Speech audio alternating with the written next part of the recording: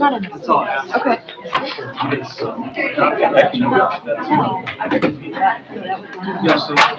Okay, I can handle that. okay. You got those three things?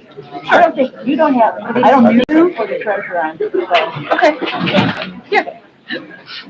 Now, the new hire will be, HR policy yeah, committee chair. Stick with the. with Sarah. Sarah, right? No, Please. Some of his daughters are qualifying for like a national thing or something. National anthem, Bring her off. Check. Yeah. So am I gonna do the roll call since I'm still the secretary? I decided for you. It's raining, not snowing.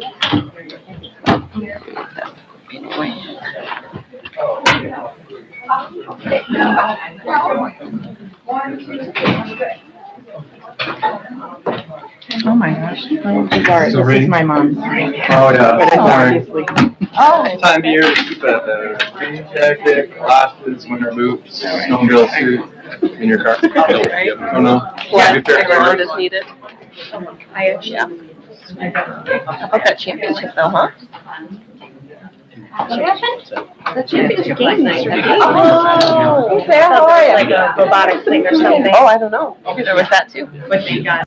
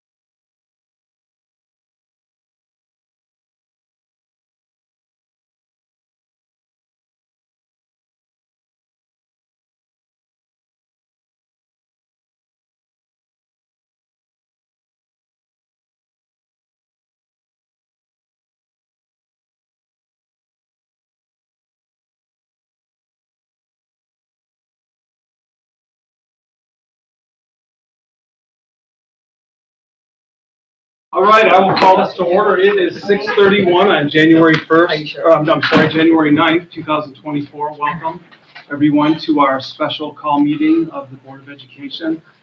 We are joined tonight, Dr. Weber, our superintendent, our COLT team up in front. But before we get much further in our agenda, I'd ask that you all rise and join me in our Pledge of Allegiance.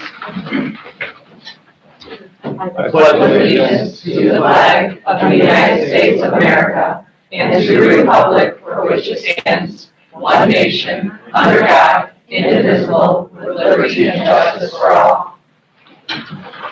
Thank you so much, everyone, for being here tonight. We do have a big night tonight. It's an important one. I did want to start off with a couple of words first. Actually, roll call, please. Okay, be glad to do that. Welcome everybody to this meeting and including the trustees at the table. Mr. Lindsay Wilson. Here. Miss Sarah Prescott. Hi, everyone here. Miss Lisa McIntyre. I'm here. Mr. James Mazurik is absent.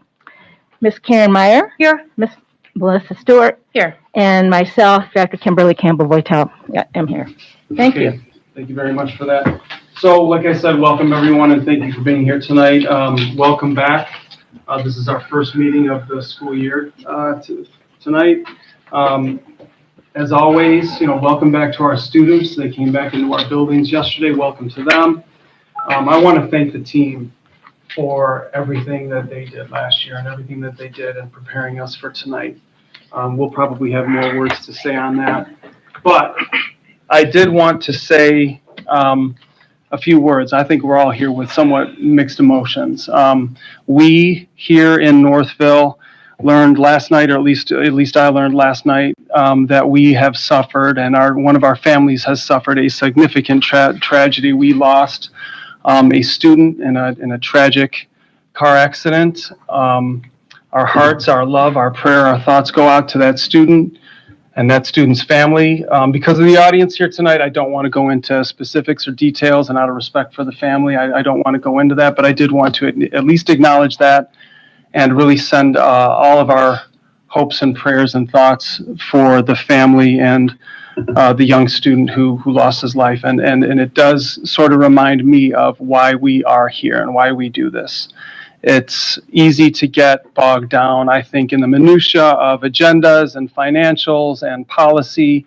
But we are here in my mind, and I guess, I would suspect many of our minds, for our kids, the kids who are in our buildings on a day-to-day basis, learning, taking their first footsteps in life. Usually they have their whole lives in front of them. And so it's just with somewhat heavy hearts that we're here tonight. So I just wanted to acknowledge that. Anybody else have anything to say? All right. President Wilson, I'll say that this morning, Ms. Santer and I reported to the high school, and Mr. Koski was having a meeting with his counseling team prior to the day. And, we're really fortunate to have a leader like Tony. He handled it in a way that was admirable and very difficult. The high school community also had another loss yesterday, which was the loss of a spouse of a much-loved teacher. And I accompanied Mr. Koski to the first hour class of the young man to speak with the kids. And, it's the kids, it's the teachers who've gotten to know our kids, it's the families. I then went to Hillside, and the student was there for 3 years. And so there's a building of teachers who knew him and worked with him and got to know him.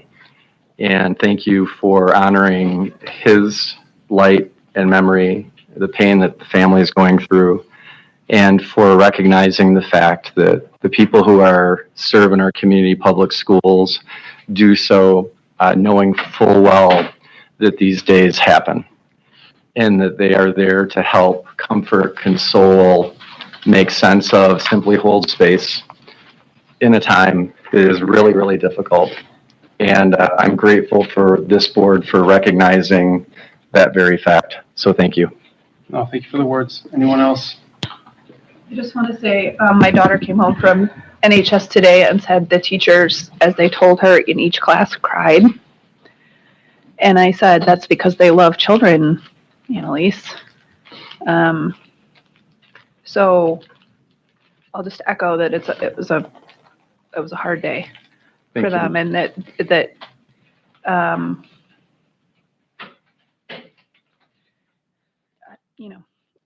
really, really sad. And the whole board has been talking about this for the whole time we've known about it. And our hearts really go out to the affected family and friends and the teachers who had to still show up today and lead their classes. Thank you, Ms. Prescott. I can say with all candor, I actually asked a friend today, I don't cry a lot, but I've been crying a lot today. When does it stop? Or when does it that piece of it? And they told me that cathartic nature of it, that it will. So forgive me if I have a tear or two tonight, but having to go into that classroom, having to write the letter I had to write, interacting with people, and some people in this very room that interacted with that student. The love for our kids is deep. And I'm sorry for your daughter and all the other kids who also had to carry that today as well. I'd like to add too, I went to work this morning.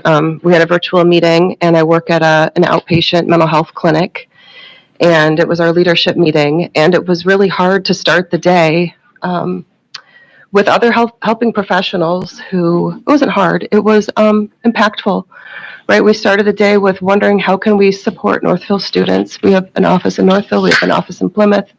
This is what we do every day. We've lost other people. We support people through grief. So it impacts people that are beyond our school community. And I think we're all here for that reason, to make ripple effects, to support people in love and care in difficult times and in times of celebration. So I just wanted to share that too.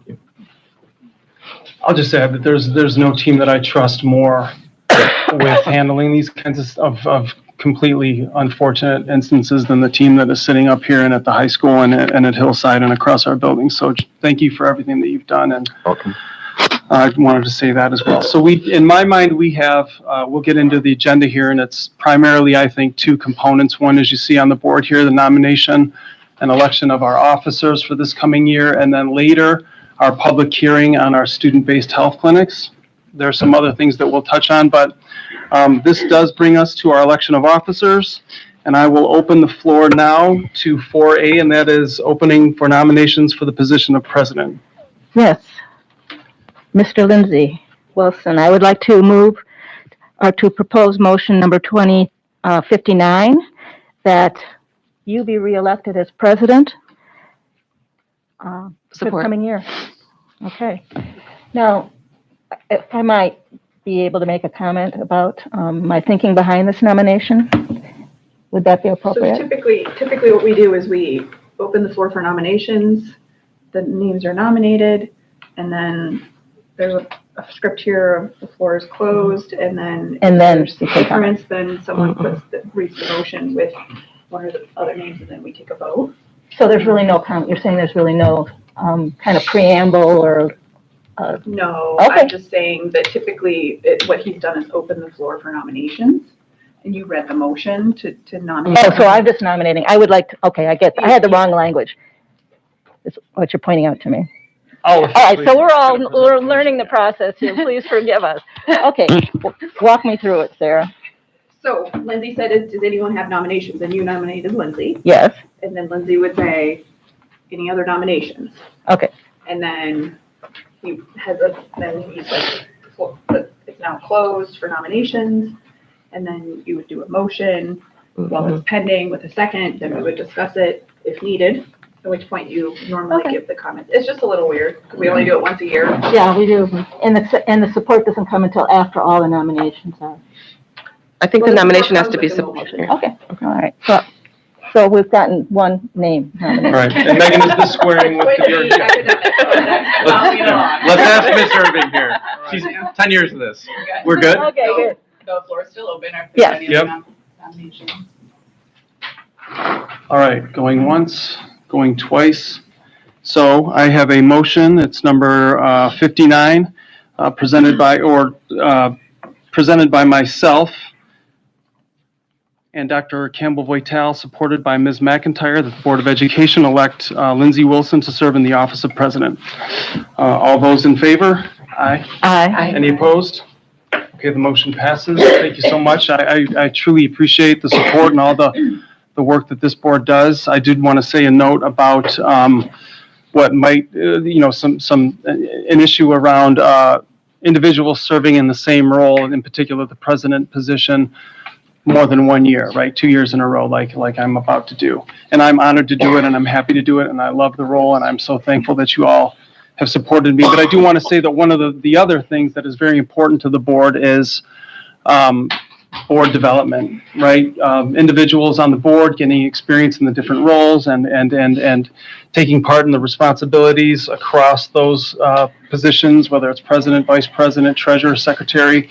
My commitment, given that we do highly value, I think, board development, is to find ways to share the load within, process, within our processes, and to get folks some experience and insight into, day-to-day life of doing what it is to be the president, and it's often a fair amount of work. I love it, and I look forward to sharing that with all of you, so I really appreciate that. Any other discussion on that before we move to Vice President?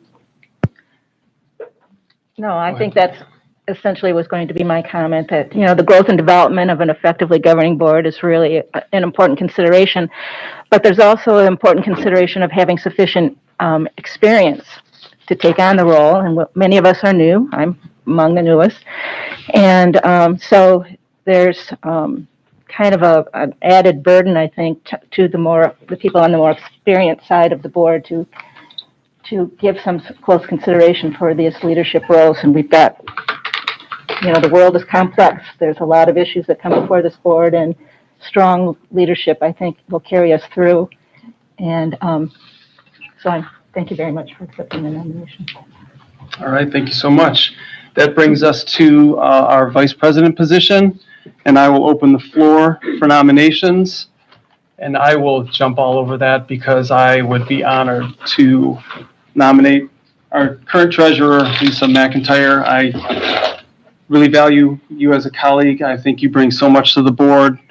Smart, heart, passion, dedicated public servancy, and I really appreciate all that you do, and you are such a great voice on this board. And I think, last year, what you did with the bond and across the financial world, I think is really commendable. You did a great job, and so I'd like to nominate you. Support. Okay, so any other Oh, wait, that wasn't a motion. I'll support support it for later. that? Yeah. I do support it, though. We're learning.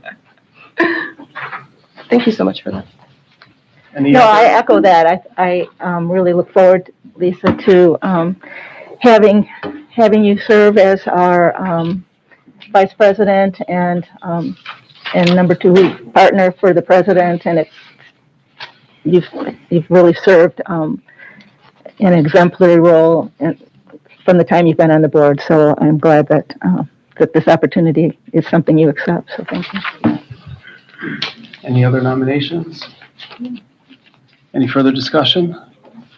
All right, so I have a motion, number 60, presented by myself, Lindsay Wilson, and supported by Ms. Meyer, that the Board of Education elect Lisa McIntyre to serve in the office of Vice President. All those in favor? Aye. Any opposed? Thank you so much for that. Congratulations, Lisa, our new Vice President. Thank you so much. That brings us to our secretary position, and I will again open the floor for nominations, please. I'd like to nominate Melissa Stewart for secretary. I would support that. I support it. All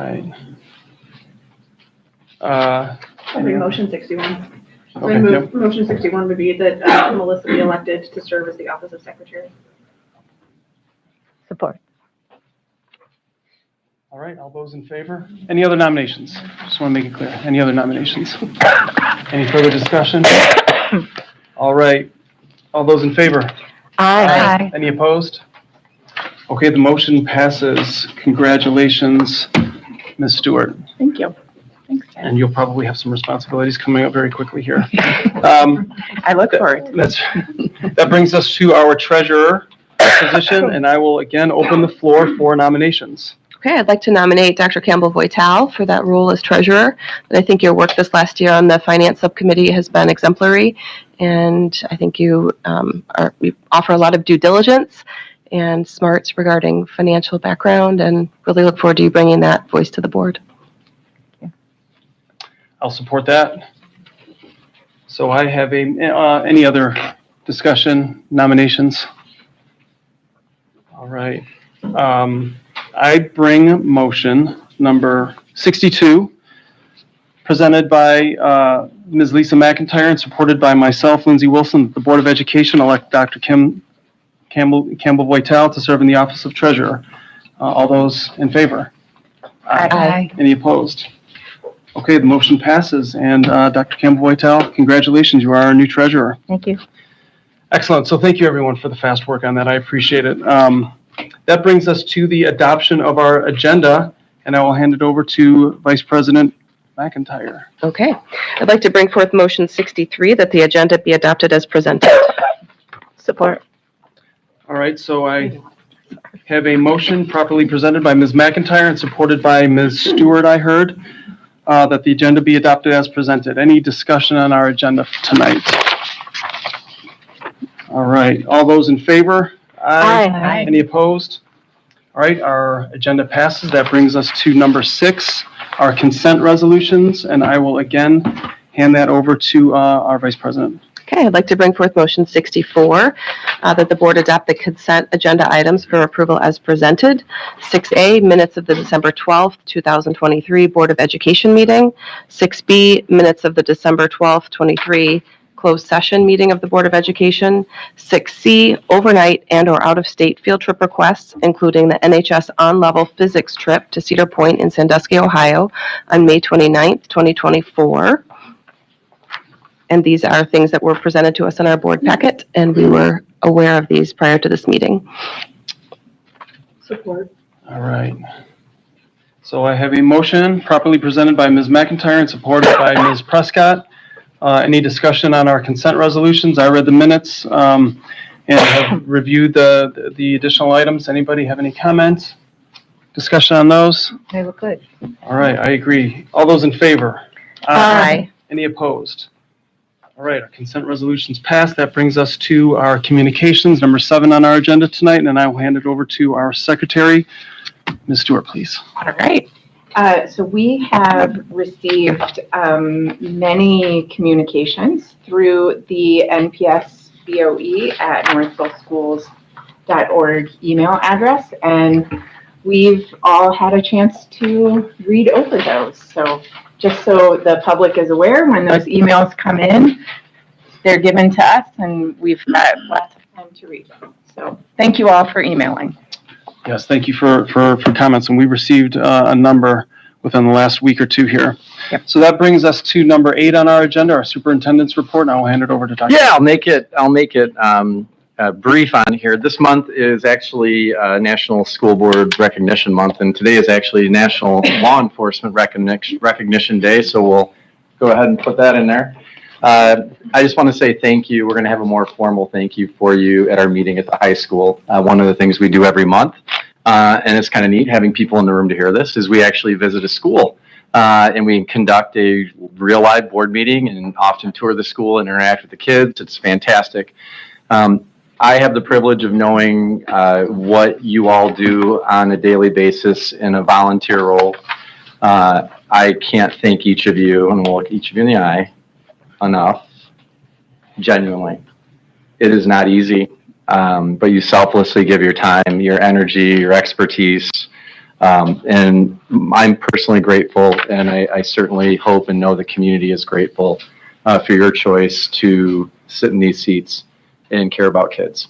So thank you, and I can't wait to celebrate you more at the high school. Excellent. Thank you so much.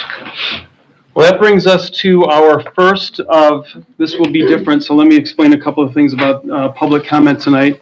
So as many of you know, but in case you don't, we always reserve 2 periods for public comment, all meetings. This one is a little bit unique and different. We will actually have 3 periods set aside for public comment. The first and the third are the traditional sort of 3 minutes. The second that I'm referring to, opportunity for public comment, will come during our public hearing on our child and adolescent health clinic presentation, or just after that presentation.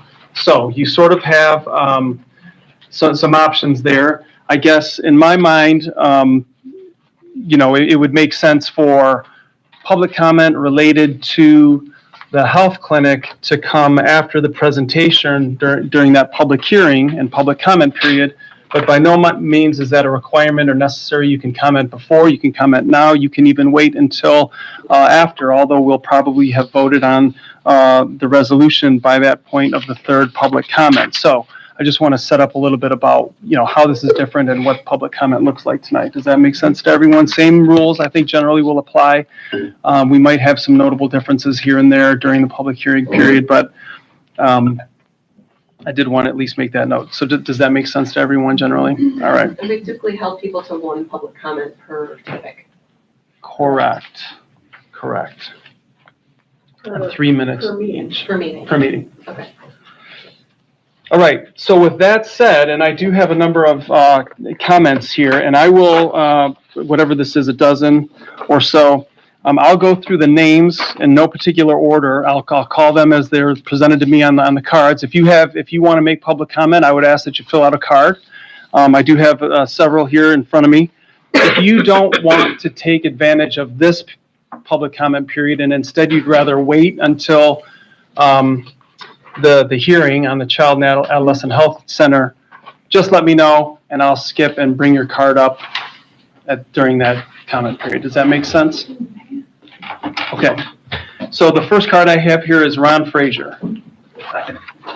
Go for the second. Yep. Okay. Hannah Joshan. Second. Thank you. I'll do this in this order. Do you want us to write numbers on those in case they say the third? Sure. Why don't we? Yeah. Okay. Diana Seamus. I'm so sorry. Is the second only 2 minutes long? Is that what you had said? 3 minutes. Still 3 minutes. Oh, 3 minutes? Oh, Yep. Thank you. Yeah. Still second. All right, Diana. Kathleen Schaefer. Second. Ms. Canestraro. Second? Second. Tammy Kane. Second. All right, I'm sensing a trend. Yeah. Joanne Bandoni. Second. Absolutely. Tammy Kane, you have 2 comments. It's a big night. Okay. I only filled it once. Maybe it's from another meeting. Okay. Perna Pavuluri. Perna Pavuluri, I hope I'm pronouncing that name correctly, or at least close. We'll hold on this and come back to it. Jennifer Lawson, Second, please. second. Mary Clark Darnell. Second. Okay. That seems to be the fashionable time. All right. Devin Slotkin, Second, please. second. Joe Hillebrand. So I can only speak once during this, if I have a separate non-health clinic one, Then you can go twice. I can go twice? Right. Okay, I'm prepared to make a comment. Okay. So why don't you go ahead and step forward here. As you're coming up, I will do a couple of things. Explain again that you have the public comment is all about us hearing comments, concerns, issues from the public. We really value and appreciate your input. At the start, if you don't mind, if you would give us, and we ask this of everyone who makes public comment, just give us a sentence or two on who you are, your connection to the district, just so we have a sense for where you're coming from on the issue that you're wanting to talk on. And I guess keep in mind on the first and third public comment tonight, we don't necessarily engage in debate. It's a time for us to hear concerns and issues, and it's not necessarily a time for, back and forth dialogue or argument or really even that much interaction. So with that said, I'll turn it over to you, Mr. Hillebrand, please. So Joe Hillebrand, I have a third grader at Winchester Elementary. I'll have twins in kindergarten next year, so it'll be nice to get some reprieve from the daycare bill. My first comment, not healthcare related, is I am seeking clarity on the district's social media policy of employees, which is clear, but board members and district administration, school administration. I've come across a number of instances where board members have been posting pictures of children inside their school, which I expect a reasonable standard of privacy. So I'm seeking clarity. Are board members representative of the school district? Is Ms. McIntyre's personal Twitter account representative of Northville Public Schools? Secondly, is school district administration, public, Twitter, Facebook, Instagram, I think they're all owned by the same company, well, not Twitter, X now, are they representative of the school district? And to use an example, Dr. Weber is very active on social media. I've come across a 30-second video of my daughter inside her classroom that tagged John Cena with 1.5 million followers. That post got 3,000 views. Dr. Weber has 6,000 followers. That's 18 million potential impressions. A picture also with my daughter featured reading a book inside her classroom during the day, 2,000 views with 6,000 followers. That's 12 million impressions. So I am seeking and asking for clarity in a timely manner. I have emailed the board no less than a dozen times about the ethical use of social media, a dozen, Dr. Weber, might not be accurate, but I can go back and check. And if you aren't aware, then you're not reading my emails. Okay? Some of it, you're certainly well within the law, but the districts that are on the forefront of protecting children's digital identity are having these ethical discussions, and you are not. All right, thank you, Mr. Hildebrand. That brings us to Hassan Aoun, A-O-I-N. Am I pronouncing? A-O-U-N. Good afternoon. Do me a favor, get that little smirk off your face. The way you were talking to that guy and laughing, it's not funny. Yeah, you're laughing. It's not funny. First of all, it's not funny. Second of all, you guys are trying to approve something regarding children, telling the parents, you got no say-so? You can't tell us what to do? We run children? What about if I come to your house and say I run your children? Would you accept that? You think it's funny? You get that little smirk off your face because nobody wants to see you laughing. It's not a joke. Sir, Excuse me, I'm not talking to you. I would ask. I that got you 3 bring the minutes. tone. Be quiet, I'm not talking. I do preside over I'm this not talking meeting, to you. and you Sir, should bring it. I have my First Amendment right to speak. Nobody's Do not stopping you from interrupt me. talk. Don't interrupt me. You want to interrupt me because I'm right. But when I'm right, they interrupt me. When I'm wrong, they don't interrupt me. He's laughing and the gentleman is speaking. Sir, this That's is a very professional disrespectful. I environment. found it disrespectful. What you laughing about? Don't you have children and grandchildren? Would you like somebody to come tell your grandchildren what to do? Would you like somebody to sit there and tell them, oh, you can do this and you can do that, and you can't ask the parents? You want to sit there and put a presentation over here and tell us, oh, we're going to do this, and it's all about money. It's about the rubber stamp. It's about the Democrats. It's about what you guys want to sit there and push on our children, thinking it's okay. It's not okay. It's not okay. And these people will speak up today and tell you their children are more important than the school board here and anybody else. These parents, listen to them. It's not about you guys. It's about them. They don't want it. I came all the way from here. I don't have to come here. But I came here because there's children involved. I got grandchildren. I got children. I don't want my children to be exposed to this. I'm a parent. I'm the one that made the child. Not you, not all of you. They made these children to this world. They are in charge of them until the age of 18. 18 years old, you want to put a clinic? No problem. They're not 18, don't put the clinic. Shame on you guys for even bringing it to this place and putting it on your agenda. It's all about money. It's all about power.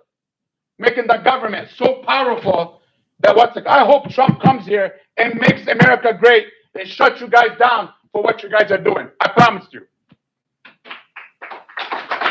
Shame on you.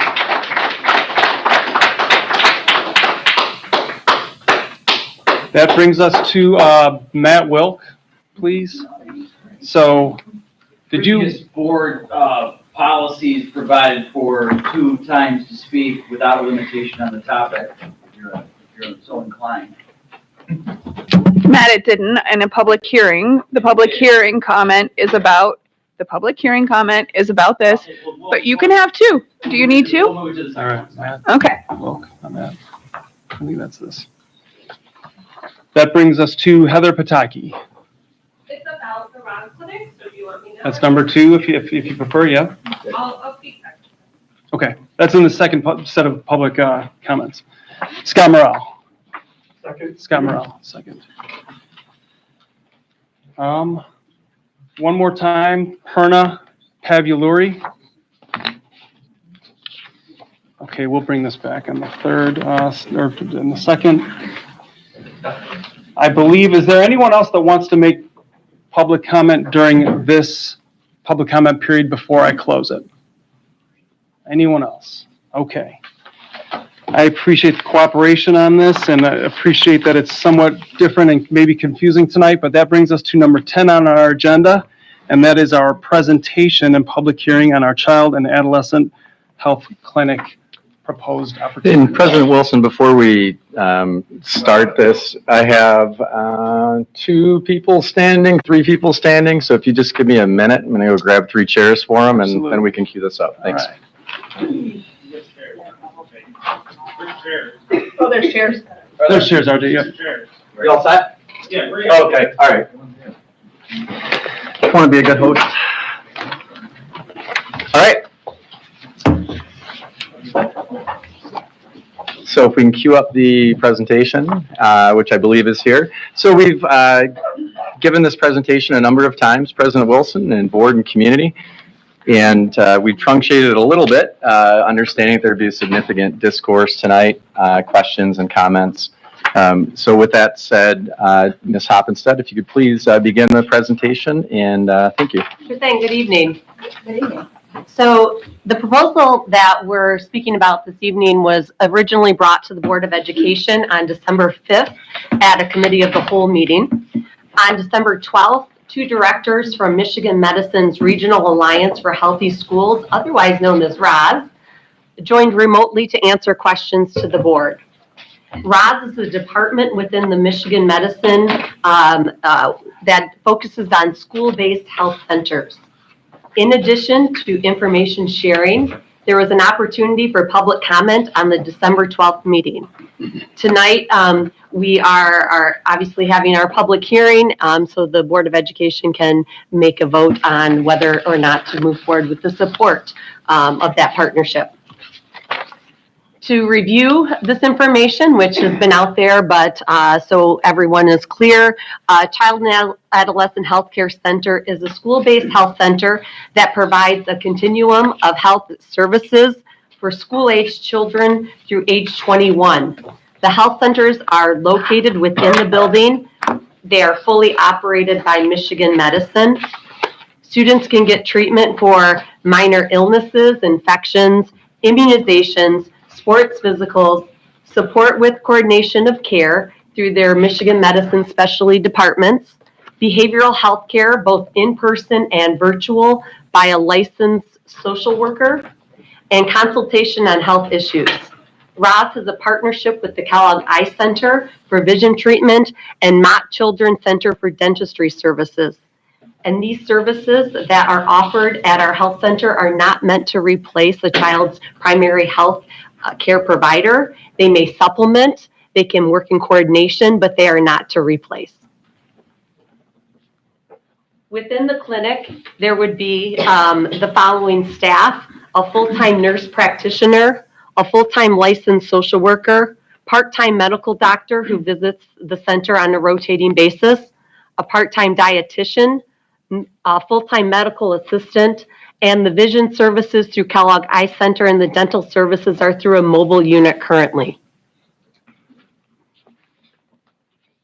Some questions have been raised about why a child and adolescent healthcare center in Northville, and there is information on the slide that includes our compelling why, and this data is around some of the national, state, and local statistics that exist.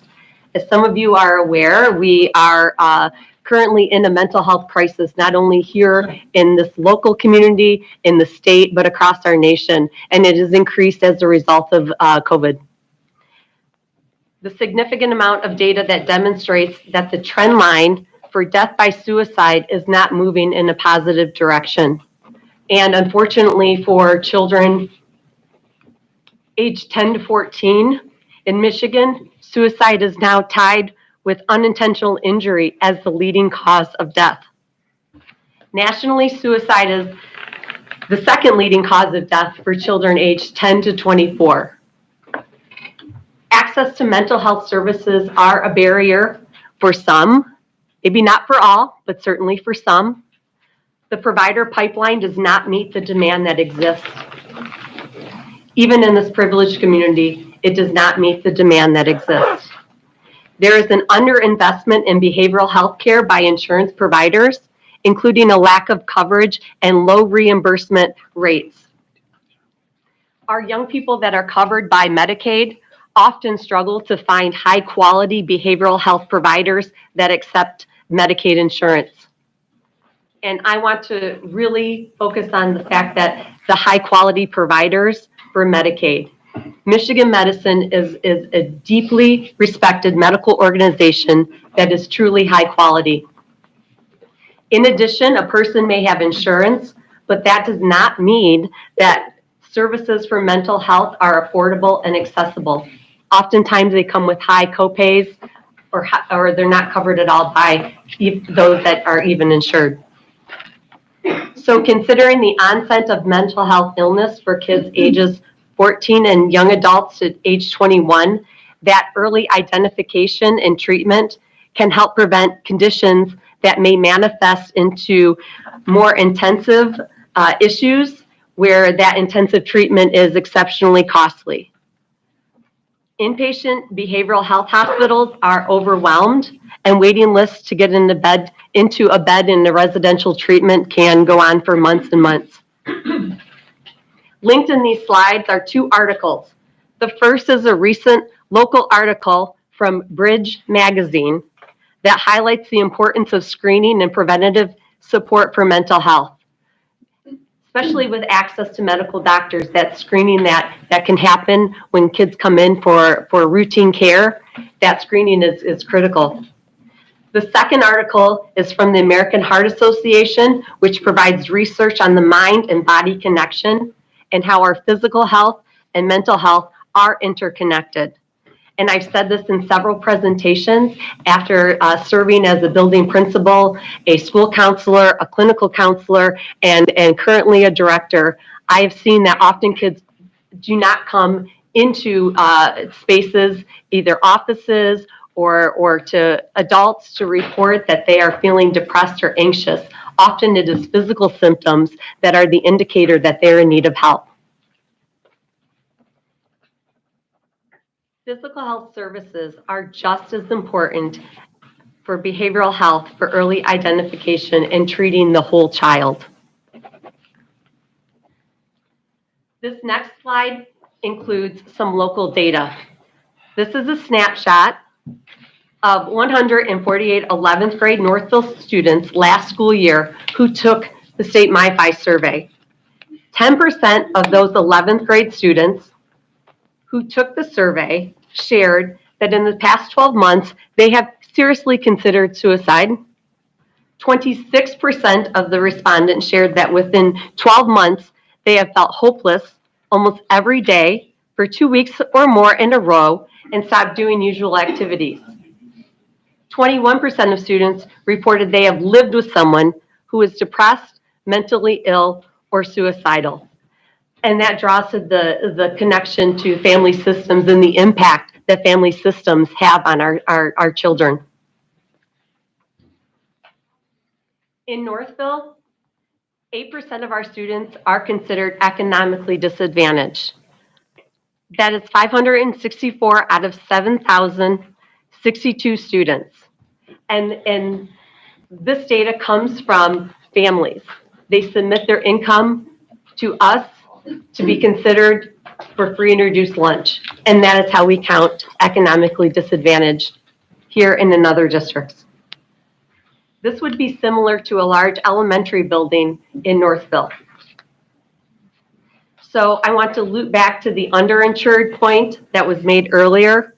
Full coverage for quality health care is certainly needed by some in this community. It's important to clear up any misunderstanding about the qualifications for the Michigan Department of Health and Human Services grant. The grant used to be a percentage of economically disadvantaged students within a district or community. That qualifier, verified multiple times by individuals from the Department of Health and Human Services, has gone away because those who specialize in the wellness of children recognize that issues of behavioral health are not just issues of underserved communities. Mental health extends across all communities. It does not matter your social identity, your race, your ethnicity, your socioeconomic status. Stigma around mental health is real, and it is a barrier for some individuals to access. No worries. The next slide is a data point that we felt as a team that was important to share with you. And this is the reality of Northville Public Schools. This is the risk assessment data. This comes from the Office of Student Services. This assessment is done, this risk assessment is done when a student may be harm to self or others. Starting with the 18-19 school year to present.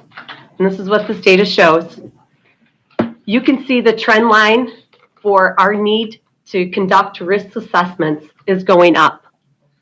This includes the COVID years when students were not necessarily in school in person. And it's broken up by grade levels K through 5, 6 through 8, 9 through 12, and then all. So even in our youngest learners, we are conducting risk assessments because there's been an indication that they may be harmed to themselves.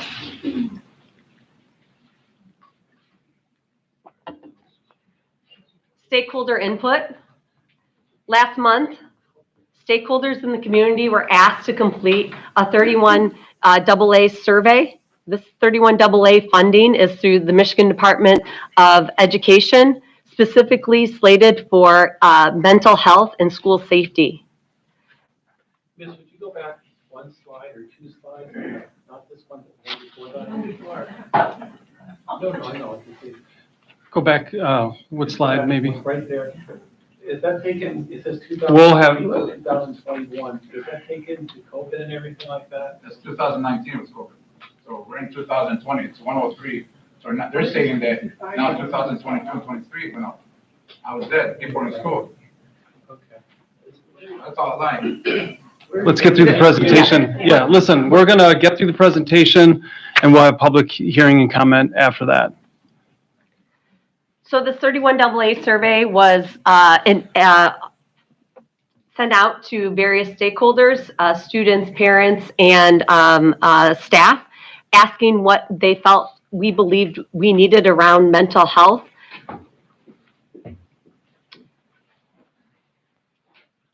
There were 603 respondents to this survey from those that received it. And this was sent out via the district communications, and each building administrator in their weekly update sent this survey out. That's how we captured the amount that we did. You can see who responded. 57% shared that increasing behavioral interventions and supports for struggling students was top priority. Examining academic policies and procedures was the second top priority. And the third highest was to increase access to counseling services. Where's that chart? Where's that chart? Where's that slide? What, yeah. Where is that slide? Yeah, You just spoke about something that's not on this chart. stop blowing smoke, show us, come on. I think it was just the one right before. This one? Yeah. I think that one might be. Oh, you know, I think this was just duplicated. Yeah. It was in our previous slide, so we could update that, but it is on our We want to see it today, we're not waiting. What's the point of the slide? Yeah. That's what we're looking for. What's the point of the slide? 57 respondents in this survey shared that increasing behavioral interventions and supports for struggling students was a top priority. Where'd you get the survey from? Listen, we're going to get through the presentation. You could save your questions for public comment. Well, listen, I asked the question answered. because You can can't ask during the session. We don't yell at the board while they're presenting. We wait for public comment. Or nobody was talking. You please. Sir, this is a professional environment. Appreciate your comments, but you're going to have to keep it You don't professional. have to see me. Okay. It's a free country. Go sit somewhere else. Don't It is a bother. free country. Don't bother me. Go sit. Respect. It's not your business. I'm going to move forward It's my business. with Go over this. there. Can we be polite? We'll bring up the slide, sir. Leave me alone. You've had one chance for public comment, and there will be another one coming up for you. Let's continue with the presentation, please. So I'm going to share a bit about the grant-funded site, which is slated for Hillside Middle School. The Michigan Department of Health and Human Services is the grant creator and determines the grantees. It's a competitive grant, and individuals in MDHHS have the understanding of where school-based centers are located around the state, where the needs are. They have a process for distribution of grant funds to help the children in Michigan. There are many, many health organizations across the state who support school-based health centers. ROS, the Regional Alliance for Healthy Schools, currently has 17 centers in Michigan, and they have been in schools for 32 years. Michigan Medicine would be the fiduciary of this grant. The grant window opens in January. We don't know exactly when this grant will open, but we do know that it is sometime this month. Hillside Middle School is the location identified for the grant.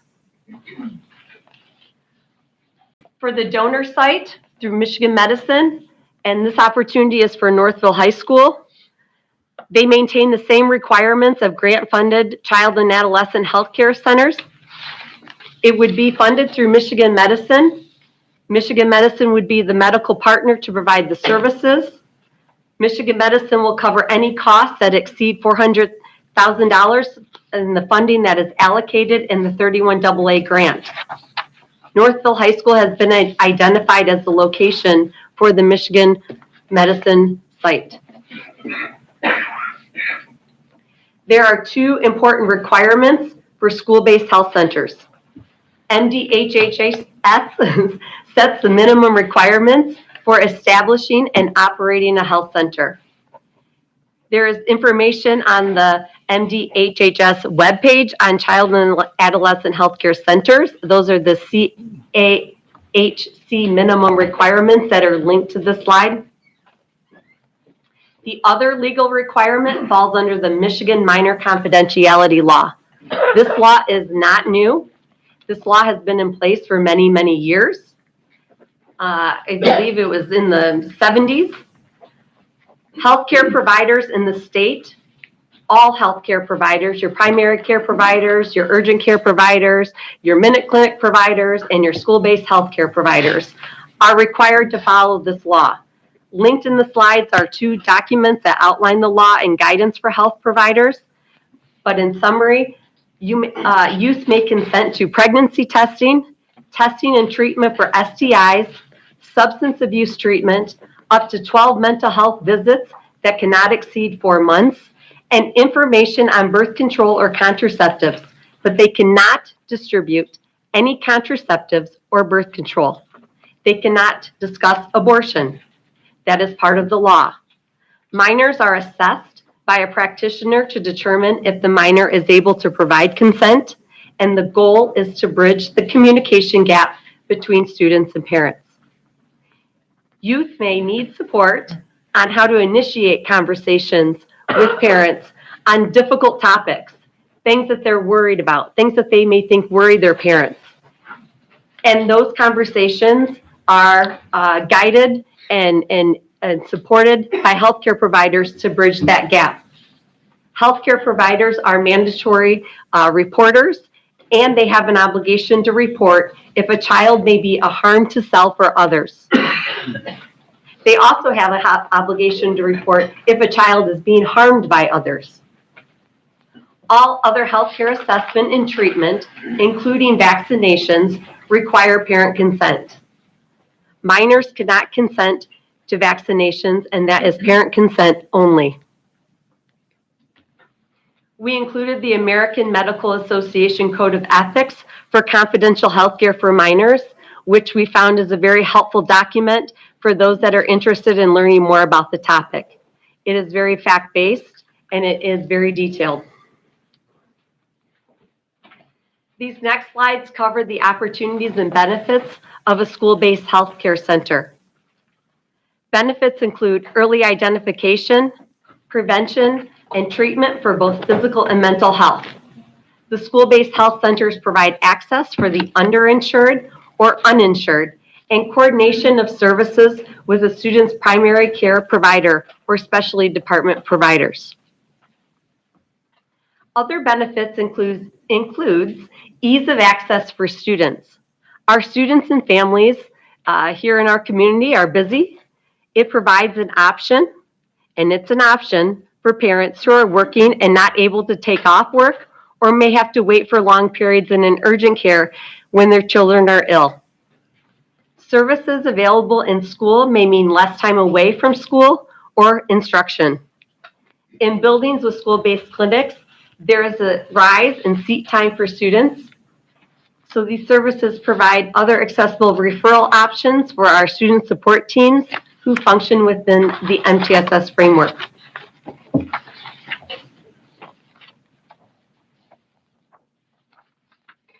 Finally, cost benefits. There are no copays collected by ROS. Insured individuals may have a deductible requirement to meet with their insurance company, but ROS does not collect any fees. There are no out-of-network costs passed on to the insured individual. Uninsured individuals will not be required to pay for treatment, and they bridge that gap for the underinsured, and the coverage for this comes from the Michigan Medicine Charitable Giving Fund and not tax dollars.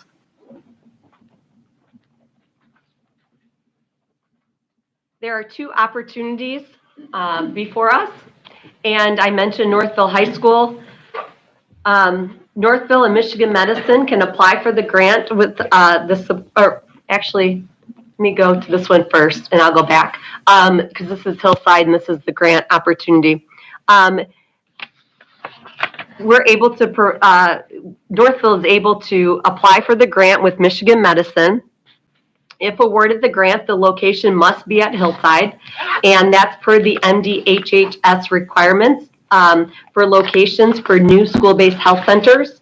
Michigan can only open a new site in a county they are not already in, and Michigan Medicine is not currently in Oakland County.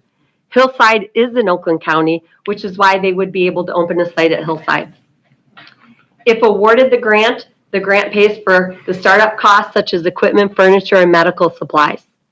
The obligation to Northville is the responsibility for ensuring a sinks, restroom, accessible restroom, and drywall for the center. The cost will not exceed $400,000, and that is through the 31AA funds that we have allocated. Those funds for 31AA can only be used for new services, programs, or resources or staffing. We cannot supplant, we cannot pay for existing services, programs, resources with those 31AA funds. So funding the startup of the school-based health center makes sense in that it's a one-time cost that could support the mental health. Northville is responsible for paying for water, electricity, heating, maintenance, and custodial services. And other than that, there are no ongoing costs. And that particular grant is a competitive grant, meaning the resolution that the board will be voting on tonight with this is simply the opportunity to apply for the grant. There's no guarantee that we would actually get said grant, but because of the timing of the grant window, the opportunity to at least apply and to throw our hat in the ring is there. So I want to make that very clear. The monies, if that grant were to occur and if we decided to go in that direction, to pay for the staffing that are staffed by Michigan Medicine would actually be paid for by that grant, by MDHSS. So that's how that works. So I just wanted to share that with you all. Thank you. And we would need to sign an MOU with Michigan Medicine for this site. Okay, and an MOU is a memorandum of understanding, and that's is sort of the legal document that outlines our responsibilities and their responsibilities. I'm going to go back to the Northville High School site, and this is the donor-funded site, meaning there's no grant process. MDHHS is not involved. Northville, again, would be responsible for ensuring sinks, restrooms, and drywall for the center. The funding from the 31AA grant funds, again, will not exceed that $400,000. Northville is, again, responsible for water, electricity, heating, maintenance, and custodial. There are no other ongoing costs. Michigan Medicine is responsible for hiring and paying for the staff at the site. And to start, it's a little bit different than the full 5 days that would be slated for Hillside. For staffing, this would be 2.5 days a week, and the hope would be expanding to 5 days a week after the first year. And again, because that's a donor site not funded by the Michigan Department of Health and Human Services. We would need to sign a separate MOU with Michigan Medicine for this site as well, outlining our responsibilities and their responsibilities in the process. And we would also need a separate letter of support for the board for this particular site. So again, we do not have to be concerned about being awarded a grant, so this can move forward with board approval.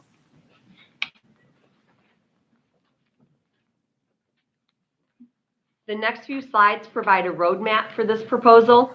In early October, the administrative team began exploring the school-based health clinics, began meeting with Michigan Department of Health and Human Services.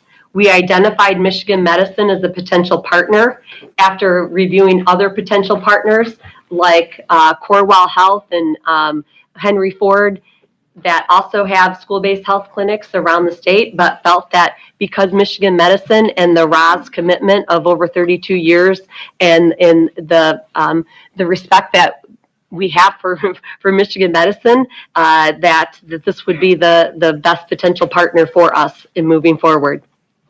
Members of the administration visited 2 centers in Washtenaw County, and the information was shared with the Northville Health Advisory Board to review. And in speaking with the superintendent of Lincoln Consolidated Schools and staff members there, his only concern or con to these particular clinics is that it's not enough. He very clearly said that they were amazing partners, incredibly responsive, incredibly helpful, and incredibly useful to parents who choose to use them. There have been 2 board presentations with opportunity for question and answer. This is the 3rd. There have been 3 community forums provided to the community, opportunities along the way for questions, for emails. Lots and lots of questions have come through, and I thank the Board of Education for your due diligence and asking many, many questions, and hopefully you've gotten the answers that you needed in a timely manner for this. And so now we're at the point where the board needs to make a decision on moving forward, and the timeline moving forward is dependent on that board decision. If we are able to move forward and apply for the Michigan Department of Health and Human Services grant with Michigan Medicine, we would be notified by March if we are a recipient of that grant, and the funds would be allocated to us in April, allowing us time to begin that light construction for opening in August. As a reminder, as part of our board goals and our mission and vision, we have a commitment to all students here in Northville. To all students who attend our community public schools. We educate every student that walks through our doors. Disability, ability, and any social identity that exists. So access for all, not some, is really a driver for this opportunity. There's an opportunity for questions. All right, thank you so much for that presentation. So just to be clear, this is an opportunity for us to ask questions, and then we'll go back into public comment hearing. Questions at this point from folks for the team? Yes, I have a question, Ms. Havenstedt. Could you comment on, the grant funding coming from different sources, and does that impact, and I know that at the beginning, it would be 2.5 days at the high school rather than the 5, but in terms of how they're run and the medical guidelines that you went over and the laws that they fall under, does that impact how they're run regarding those, that information that you shared about the law and how they operate? The grant-funded site would be run just as the donor-funded site. So same requirements apply. They follow the same policies, procedures, same documents for parent consent and all of those. So even though the funding's coming from different sources, and operationally, they would be the same? Correct. Okay, thank you. I was wondering, we've talked about the fact that it's a competitive grant. And so My first question is, do we know how many grants they award each year? Is there any way of knowing? No, I don't know. I do know that a medical partner can only partner with 4 districts during one grant cycle. Okay.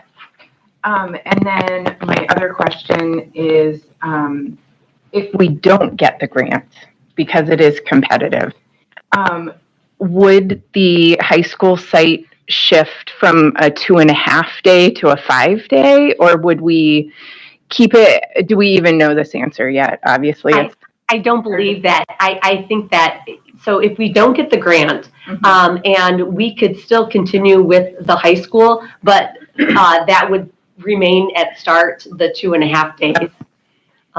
Because it is donor funded until we could show the capacity to build into that. Okay, thank you. My question is, we've heard an awful lot of comment from the community about concerns for safety. We're very concerned about the security of our buildings, and a lot of time and energy and effort and resources have been invested. A lot of leadership in this district in terms of uncovering new funding sources to secure our buildings, and also to support 3 school officers to be present, to form relationships, supportive relationships, be part of those school communities, but also to keep an eye on trends or maybe some emotions in the school that might be threatening. But so my question is, could you say a little bit more about the considerations for maintaining that commitment to security of our buildings, and how that would interact with the placement of the clinics? We follow all procedures and policies that we have currently in place. We have, very robust systems for our security, for cameras, for checking in individuals coming into our building, and that would continue. We have an exterior entrance, potentially. I don't know if anyone else will want to speak on this. Yeah, so at Hillside, there is a separate entrance. It's actually the middle entrance that faces Center Street. So that's separate. And I think in terms of the high schools, kind of parsing it separate, keeping it so it's not accessible to anybody. Visitors won't continue to wander. Basically, what we're going to do is U of M. There is an architect that is actually doing some sketches about how that layout's going to be. That's kind of what we would then turn over to our architect to see how much that would be. So. Okay, but there. And then also, Trustee, I'm sorry, Treasurer. No, I'm switching.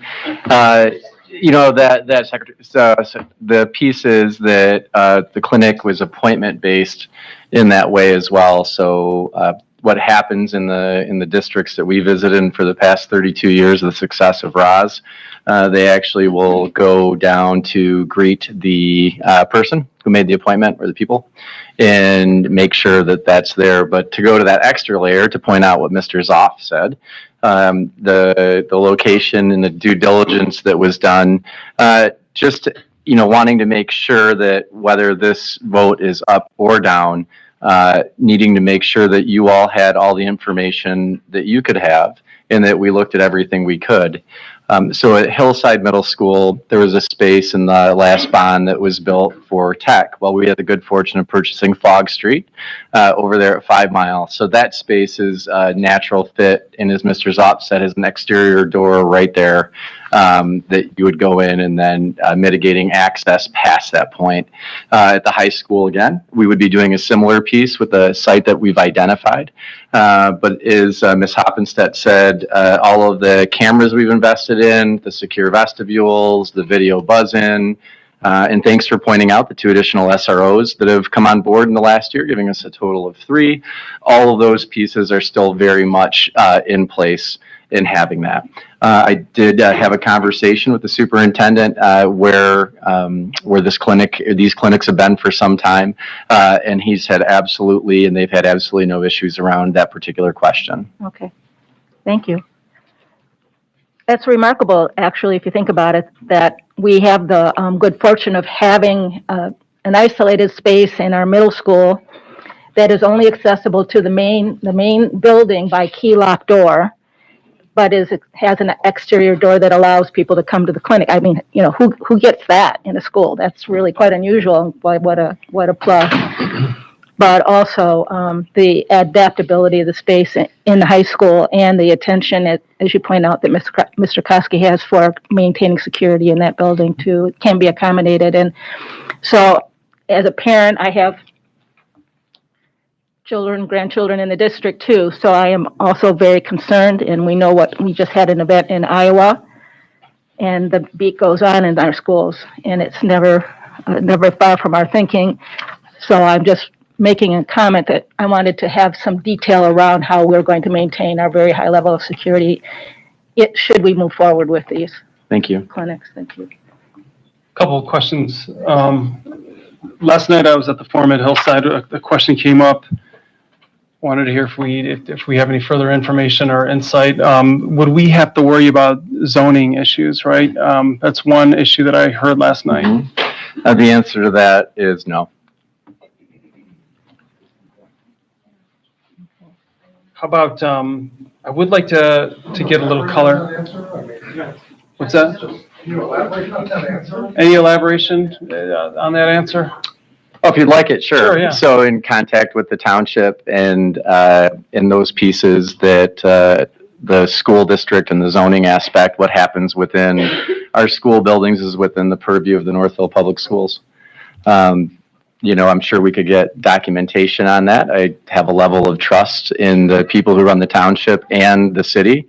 And if a township official is letting me know that, then that would be my assumption that they know what they're doing. In addition to that, we spoke with the director of the RAS, who has checked this out on as well, and this has not been an issue in any other district. And as to what Dr. Weber mentioned, is exactly what has occurred in other districts that have opened health centers. All right. How about the 31 AA money? What happens? I know that we have it or have access to it, the opportunity to use it, but what are I don't think I saw in the presentation, what are the deadlines around when we can use that?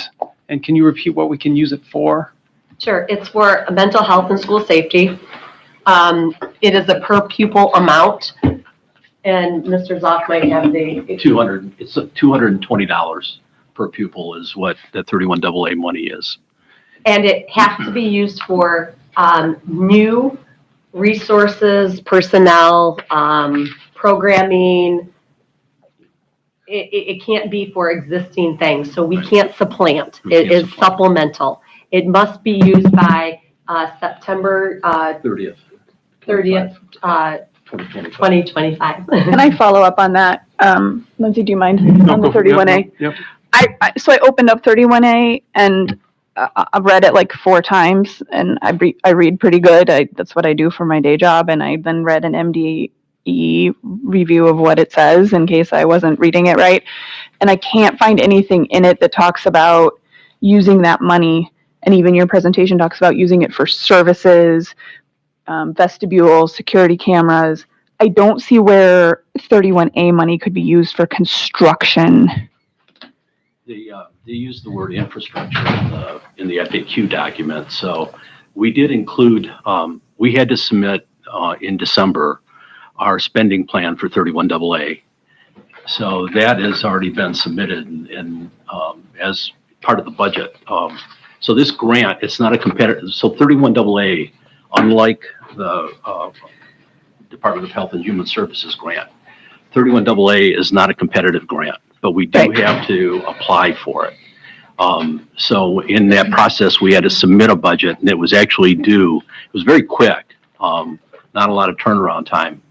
And so we put into that budget the $400,000 for the infrastructure for the health center.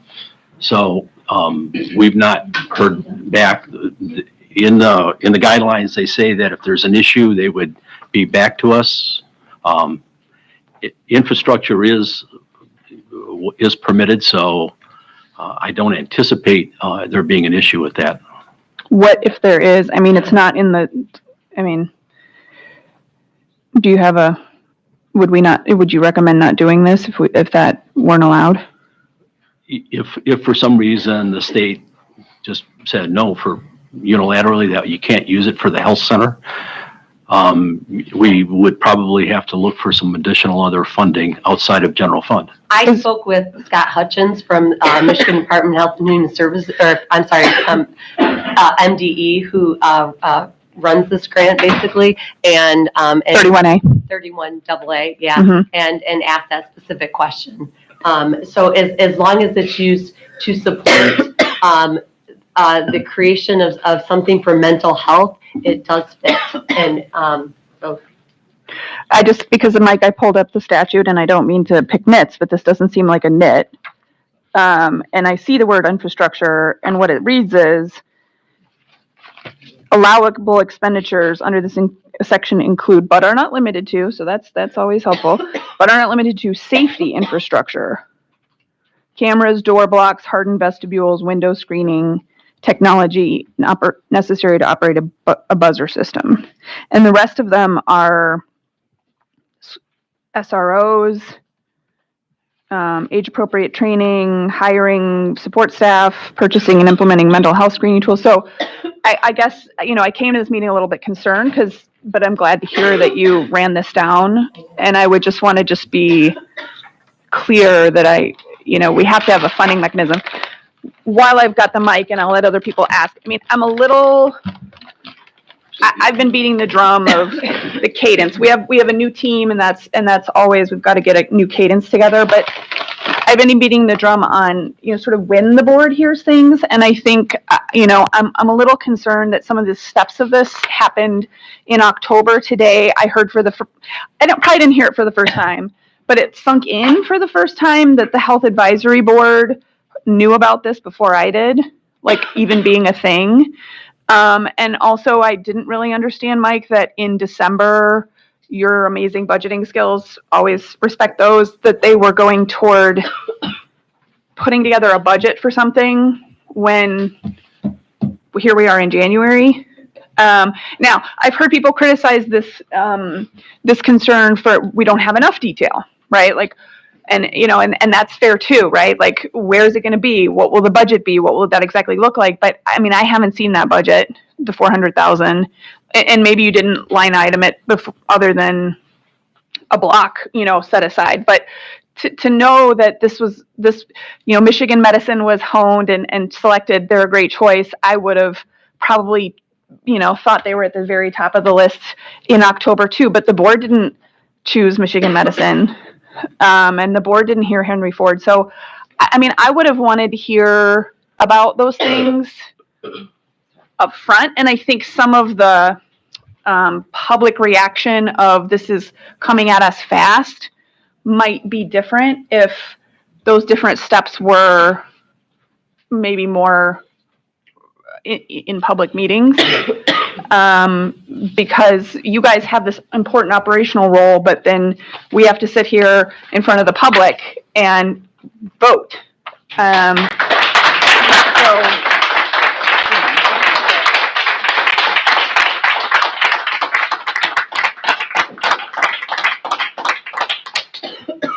So when we say October and seeing that, that was when the initial contacts were made to cultivate that and to find these opportunities.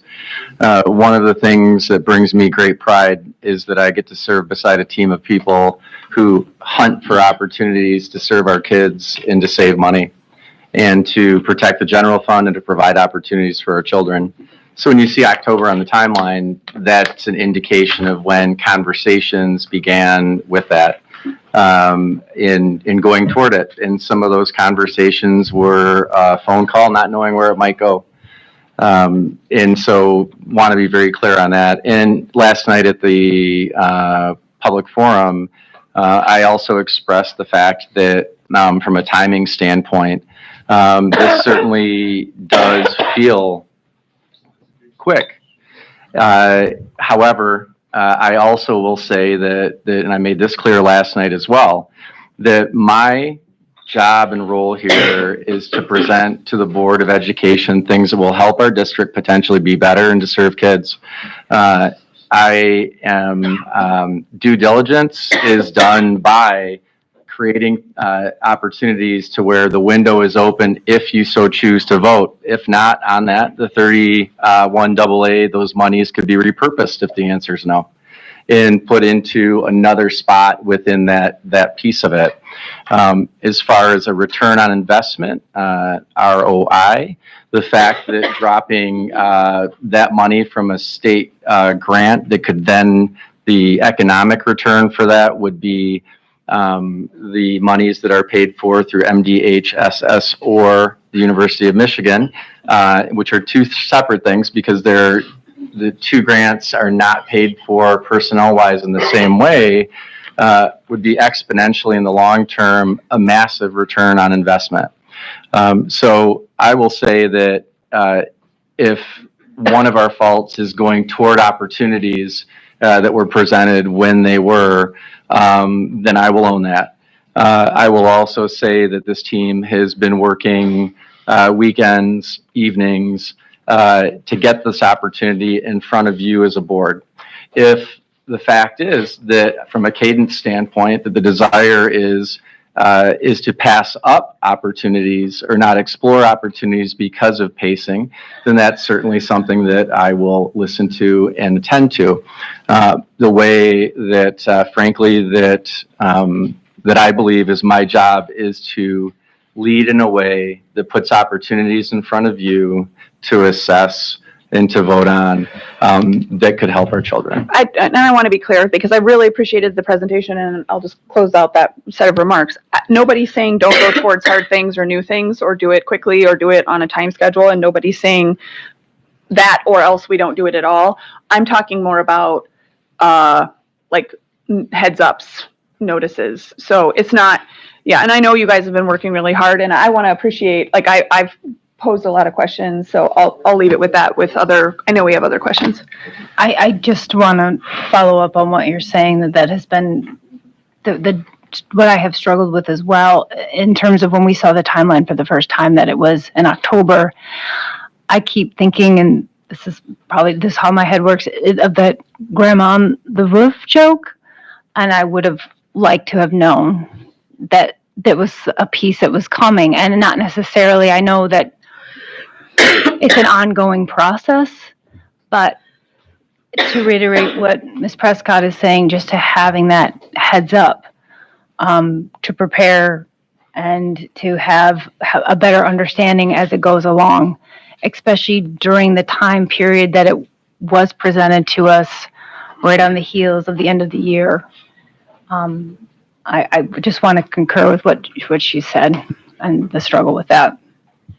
It doesn't mean we didn't get ready. I mean, I spent a lot of time the last few weeks getting ready too. So I don't want to impugn my own spending of time. Yeah. I'll just add one point along these lines, that even though I think back to something like a year ago, Dr. Weber and team, you guys can correct me if I'm wrong, but I think if we go back a year or so, I remember you might have done a short presentation or some number of slides on your vision for, I don't want to put words in anybody's mouth, but a wellness center at Hillside. I thought you've seen that opportunity there for some period of time. I know it's a different level of detail versus this, but I do want to say that, this has been percolating at some level since at least when we heard that presentation. So I at least wanted to put that marker in the sand. Any other? Sometimes it's hard when we're exploring opportunities, right? To know what's going to gel, what's the timeline going to look like, what are the pieces that need to fit in that puzzle. And I think sometimes in communities, it is hard to make quick decisions because there's many partners that we want to bring along with the conversation. And also as we're leading the way, right? Sometimes there is, kind of an inconsistent pace that we might not be ready for. So I guess I would just try to share a little bit of the way it looks to me, and in terms of pacing and timing. A lot of times when you're putting together a partnership, that partnership has a natural history to the way it develops.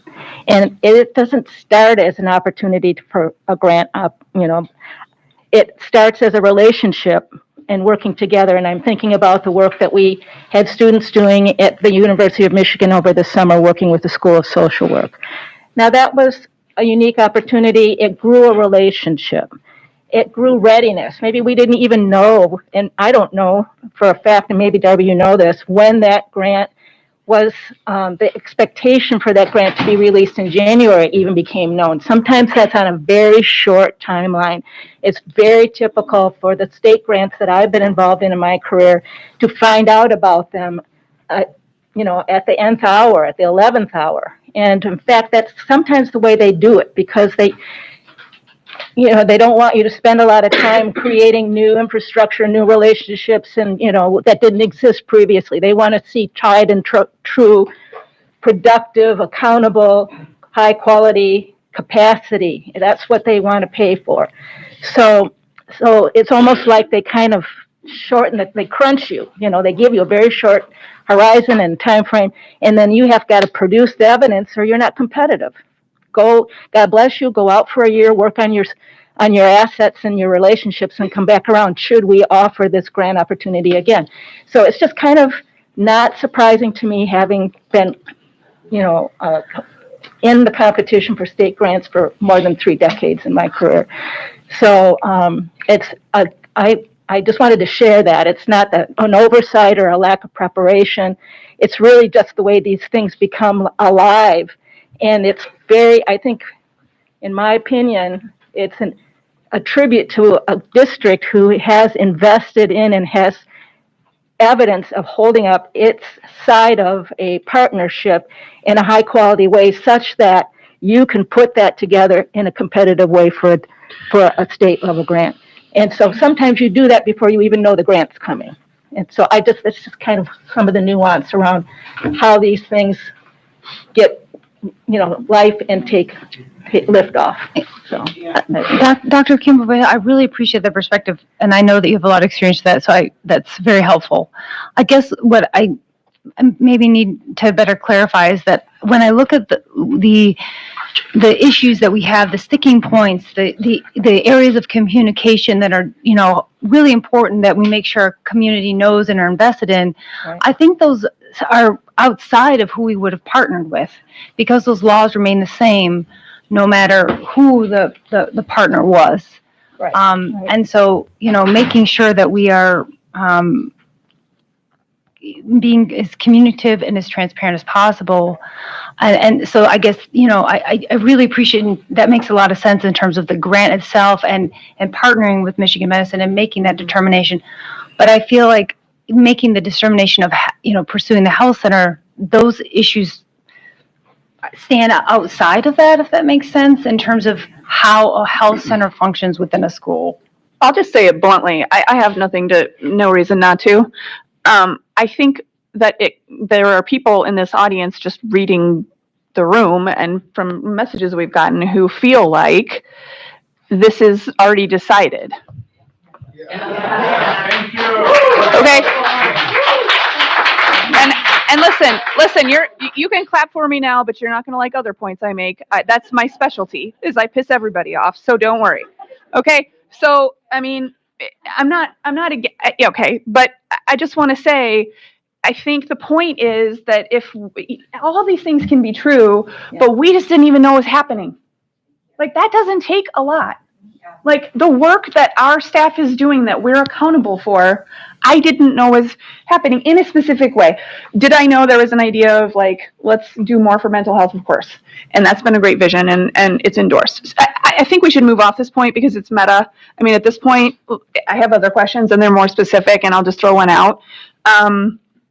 This is a center for K or whatever through 21. Can someone talk to me about our Cook students who are over 21? I haven't seen anything about that. I mean, are we saying, like, sorry, Cook student who's 21 and one day, you can't attend here? Is that That is the law for this. That's the law? Well, the requirements that they have to adhere to. It is Okay. 21. Age 21. Yeah. Okay. I did ask about 4-year-olds though, and 4-year-olds can attend. Or can go to the clinic? Kindergarten, thank you. Okay. So the Another enrolled one students. I think is really important to understand. I want to say out loud, it's water under the bridge. Understanding we're trying to fit into a grant, you have to fit in. Like you don't get to design the grant. I'm personally I've shared reservations with fellow board members. I'm personally really uncomfortable continuing to load Hillside.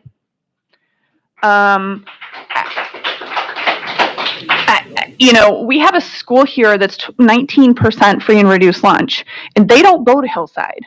So all the kids over at Meads, they aren't going to get this. I loved the point about you could get the throat swab and go back to class because you don't have strep and you're not infectious. So that's a great thing. I'm a mom. I get that. I can understand that. Kids at Meads don't get that. And the palace on the hill that all of those kids get to go to, now having a health center, it makes me uncomfortable. And it makes me uncomfortable that we're not like pushing into Silver Springs where, we talk about the kids who are needy. I'm very persuaded by them. I'm very persuaded and grateful for the opportunity for kids, 546 of them, or I don't want to leave even one of them off, that don't have a way to maybe access care or pay for care are at the top of my concern here. And I feel like this is, I'm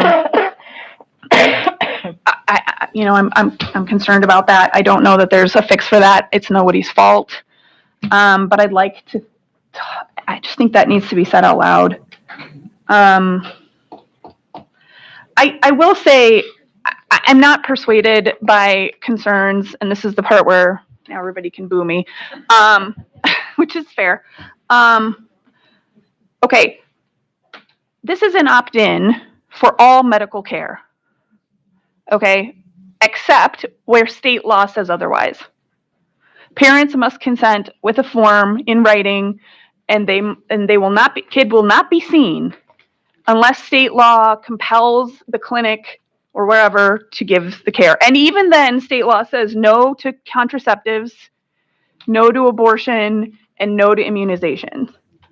That's really important to me because my 14-year-old gets to ride the bike to CVS.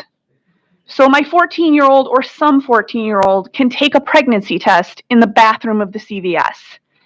And yes, they can do it at the high school maybe now or at Hillside. I would rather that they did it in a responsible environment. I'd rather they not do it at all. And if somebody has chlamydia and they're afraid to tell their parents they had sex, I'd rather that they be with some medical professional than exhibiting those symptoms and spreading them around. And finally, I cannot lose another kid in this district. And I can't think about Oxford without wondering if they could have sent that kid down the hallway to get an evaluation that day. And while I think there are some real questions and some really fair perspectives that have been shared, it's very, very hard to weigh all of those against the more rear ends and seats on school days, and more access to care for people who can't afford it. And then, hoping that we somehow find a way in this society to stitch together a real safety net for kids that might otherwise not come to school tomorrow because they're lonely, or that might come to school with the gun in the backpack and we don't have someone that they can go be seen by. So I know that that's a lot of back and forth, and I'll turn the mic over. That's kind of my say. Well, and I want to say, I think something you said or a board member said is so important and something that I won't pontificate on, but there can be many different opinions or sides of a single issue, and it's not a unilateral piece. The concerns around timeline, absolutely. I think that especially in a community that maybe takes kind of more time in those situations, that's real. But as far as hopefully we've explained when the opportunity came about.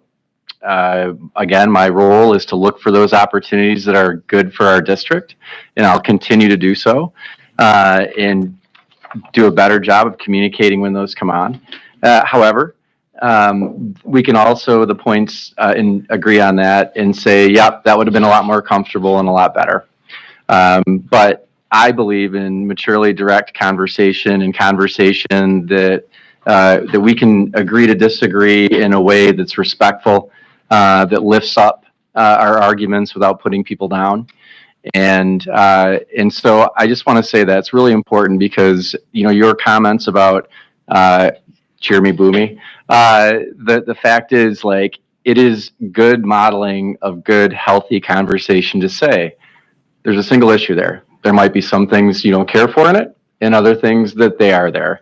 And then trying to just sift through what that balance is. So I just want to say I'm grateful for the fact that you pointed it out in that way. Well, I appreciate it. I mean, I don't think anyone would disagree that I push you and the team as hard or harder than anybody, and you've all been gracious about it. And I don't, for anybody who thinks that I came in here, I mean, I have a sense of where people are from other meetings, but I've been listening and thinking about it, and I want to hear other people too. Yeah, I too was really concerned that Hillside, right, our beautiful new school would be the one place with a center, if we approved this. So I kept asking the same question, like, wait, so many of our kids are in our biggest school is the high school. All of the kids in the district come to the high school. That is where we need the services. And it is unfortunate that the grant limits, you know, what counties, a health system can partner with a school, you know, how that limitation is.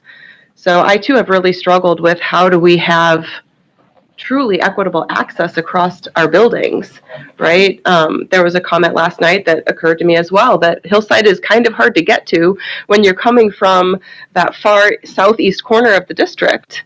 So I feel like it is, it could be a great gift from Michigan Medicine to say, we see your need. We understand that the MDHHS grant would not allow you to build a clinic with our grant funding, so we will contribute donor funding. And I think it would be, that's a gift, I think, to our community, because we know there are families that are underserved. And I keep thinking about mental health care. So many people that have great insurance, mental health care is not covered. It is out-of-pocket expense that maybe you apply your deductible towards, and then after you make your $7,000 as a family, you meet that deductible, then maybe you might get some covered care. But to have that resource, it is a layer of support, and I'm so grateful for the team for pursuing that. It's one layer. It is not the answer, and I wish we had the answer, right? But it's one layer, and people could choose to use it. People could choose not to use it. I think that there are many kids that have great relationships with their parents and will say, I'm really struggling. I can't concentrate in school. I feel really anxious. Sometimes it looks like a stomach ache. And where do they go with that? So I am concerned too that Hillside looks like the school that always gets all the new things. I'm excited to see what the bond will do for Meads Mill and the other schools in the district. I think that will be that's obviously where we're headed as well. But I pushed a lot too on the hills, or on the high school need and that other part of our district. I had one other, I'm gonna put this back on the spot a little bit. So a lot of the questions and comments that have come in by email and through public comment have been about the parental consent. And one question that I posed to Ms. Peck was, what kind of policies, what kind of procedures can we put in place to hopefully put some distance between our staff and the medical staff?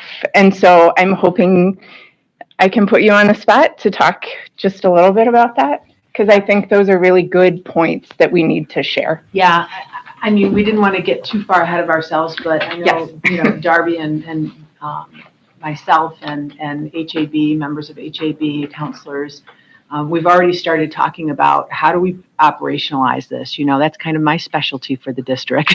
How do we operationalize things so that it works well for all stakeholders? One of the things that we learned in just talking with other centers is, this idea that there's this health center, kind of like the counseling office. You just walk in whenever you darn well please. That's not how a health center works. The health center is a restricted environment. It's a restricted area for students. There's a process that has to be gone through. Teachers, we've already started thinking about what that process looks like, looking at others as well as how it works in our community. Our teachers, have great relationships with students. And that is, one of the hallmarks of Northville Public Schools. And it's one of the reasons, quite frankly, our students are so successful, along with all of their hard work. But one of the things we want to make sure that we're protecting students and staff by proceduralizing, if a teacher feels in those relationships that they've built with a student that there's something that is beyond their scope as a science teacher or myself as an English teacher, what is the process of referring them back to their counselor? So things are moving through that counseling and administration office. That's the current procedure we have even now, but we'll build some additional supports around that to ensure that that's the expectation of our staff. That's the expectation of our community. That's what the understanding of our students are. And that's kind of the proceduralization part that we would work on together. HAB would be part of that. Helping us develop that, representing different, which would also include student voice, as well as parent voice and staff voice. I don't know if Darby, if you had anything to add to that. I know that's definitely, steps in the future, Right. After a vote and after a grant process and approval. But I do think it's important to begin with the end in mind. Thank you. I just want to, I went there and I used the word Oxford. It's that you shouldn't just invoke these things. And I did. And I did it because it's very concerning to me. I think that one of the problems is when you have an additional layer of hopefully security and safety because you've got mental health treaters in the building. Now, if you don't use that, or if the wires get crossed, the one concern people have raised is liability, right? And so, I think this has to be done and policy has to be in place and there has to be accountability to that policy. And we have to make clear to the community what is and isn't so parents just don't go, well, if there was a problem, they would have sent it, right? Like communication has to be real clear and then our follow through on those policies can't fail. Because we can't, HIPAA stuff can't be shared to these, and FERPA stuff can't be shared to those, and then there's overrides for if it's under the child protection law, which is for, any child abuse, and it's what age are you, all of those things, if we do it wrong, much more importantly than our liability, we miss catching a kiddo that needs help. But let's not miss a kiddo that needs help and also step on our own policy and mess ourselves up and then be sued for all of the money in our bank accounts as well, right? Like that's, of course, tertiary, third, fourth, fifth down the list of the horribleness. But I do think it adds a layer of protection that comes with a layer of potential for not applying it right. And so, we didn't talk about subcommittees, but I'd love to help with the policy on that. Sure. And I guess I'm going to, putting on my friend Beth here. One of and this is something that the board is familiar with because you came along on that process with us, and that was the threat evaluation process. That was not something that Northville Public Schools had in place. Beth brought her team and the stakeholders that were involved in that, which are all of our mental health care professionals, administrators, her team, elements within my team. And those exact same things that you mentioned, Sarah, are part of that process as well. We can't make a mistake with that. And I can say with confidence that under Beth's leadership, we have been able to operationalize that to the level of A++. And we We got don't this miss out on SRO that. thing too, you know, I mean, that's Indeed. another layer. So maybe before we get to questions and comments from the public, I'll just give kind of my big picture view on one aspect that's been talked about tonight, and that's kind of timing.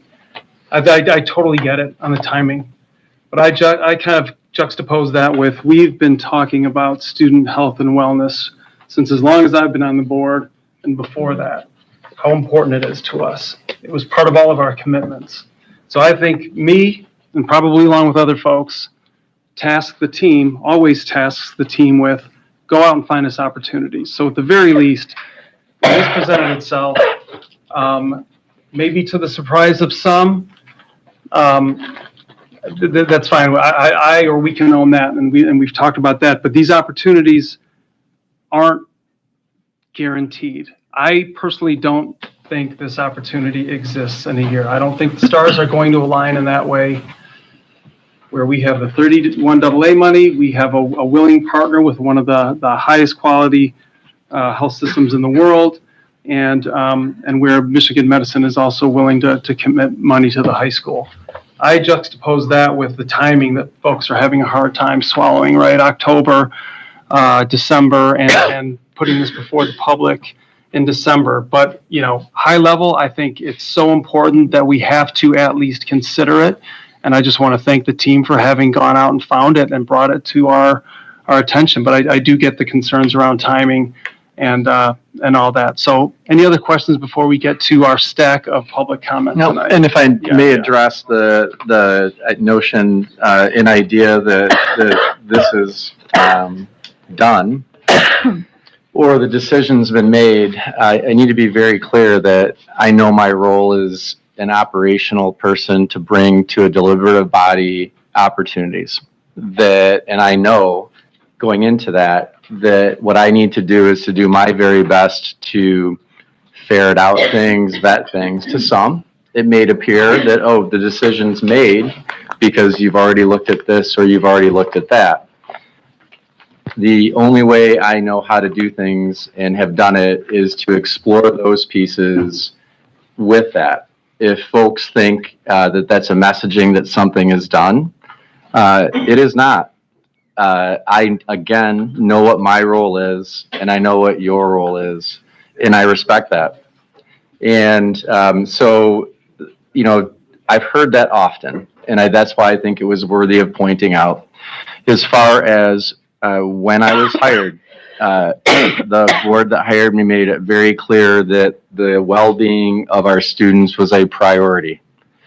In working with you for a year and a half, that has been evident, and not only from you as a board, but in the community.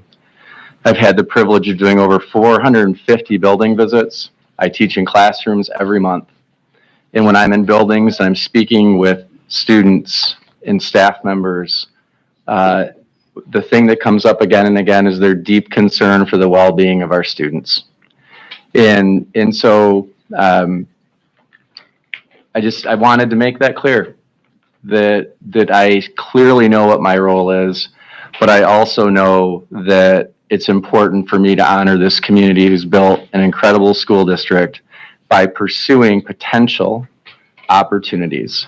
And I want to go back to that word potential. Even if there was an approval for this, at Hillside, for instance, there's no guarantee that the grant can come through. And for those in the community, and yes, there are people in the community who deeply want this, I don't want to get their hopes up in the sense if we're not able to get home on that grant. And I want that to be very clear to people. Mm-hmm. I will always try my very hardest, and I'm using I in my language because at the end of the day, the buck stops with me on these recommendations I make. I have the privilege of serving beside an extraordinary team. I wish the world could see what they do for kids on a daily basis that goes far beyond simply teaching math or English or whatnot. My team is respectful. They endure notions on that part. So I would like to say, with that, before we go to public comment, I just wanted the opportunity to say and address that notion that our diligence, if it appeared that our diligence meant that this was something that was done, that is not at all how I feel. Thank you. Excellent. All right, let's hear from the public here. So I will, again, go through these cards in the order they were more or less presented to me at this point. Again, I'll go through names, and I'll ask that you approach the podium. You'll have 3 minutes, and we stick to those timing limitations just because we have, among other things, a number of cards to get through. So first, we will call Perna Pavuluri again. Perna, are you here? Okay, no. That brings me to Nikki Snyder. So as you're coming up, and as you're beginning your comments, I would ask that you please give us your name, obviously, but then your connection to the district, why you're here, and how you're connected to the Northville Public School District. I'm Nikki Snyder. I am an elected member of the State Board of Education, also a nurse, someone who has served in healthcare nearly 2 decades, including a tenure with the University of Michigan Health System. I have many reasons to give pause to the board for adopting this. I can only discuss a couple of them here today. 3 minutes is not long enough, but we do discuss it regularly at the State Board of Education level. One of the biggest concerns I have that I heard when U of M gave their presentation is that wait lists for inpatient beds for mental health, pediatric mental health, go on and on. So then the assumption at that point in time is that counselors and school-based health clinics is where these students belong getting their care after they're screened of being at risk of harm to themselves or others in a structure where parental consent is not required. That was at the heart of what went wrong in Oxford. We cannot accept that as the premise of why we need school-based health centers. We also have to consider why we're in the middle of a mental health crisis. We had a governor that shut down our schools for almost 1.5 years. That's not acceptable. We don't create mental health crises and then create public health policy like this and root it in situations that don't make sense and then leave parents in the dark about it. It's not a good idea. I just left the State Board of Ed today. We talked about sexual abuse epidemic here in schools, not just in Michigan, but across the nation. I want you to think about a situation where a parent gives consent for their child to receive health care through the school-based health center, gets sexually abused in school, and then that is where we expect them to go and tell their truth? It's not going to work. You're giving our most vulnerable students an opportunity to continue to be victimized and assaulted. Go to page 6 where you guys talk about how do prescriptions work. The last line is the most ominous. We will never leave our patients without medication. Exactly what does that mean? Exactly what does that mean when you're talking about the fact that parents don't have to give consent for STIs and STDs, back to that sexual abuse epidemic in schools? Okay, so they get an STI, they get the medication from the same place they got abused. How about substance abuse and suicide, anxiety and depression? Parents don't belong knowing or understanding that their kids are getting those medications. Celebrities are out here slinging pharmaceuticals. Teenagers are very influenced by what they're doing. Parents don't need to know that this is what they're going to their school-based health center to discuss and then get that medication for. Gosh, that's really awesome for pharmaceutical companies, not students and not parents. Again, I could go on and on. If you would just hit pause and consider just those few things, but there's plenty more that we're going to have to go through together in the coming years, because if you accept this and you put it into place, I can guarantee you there's going to be problems.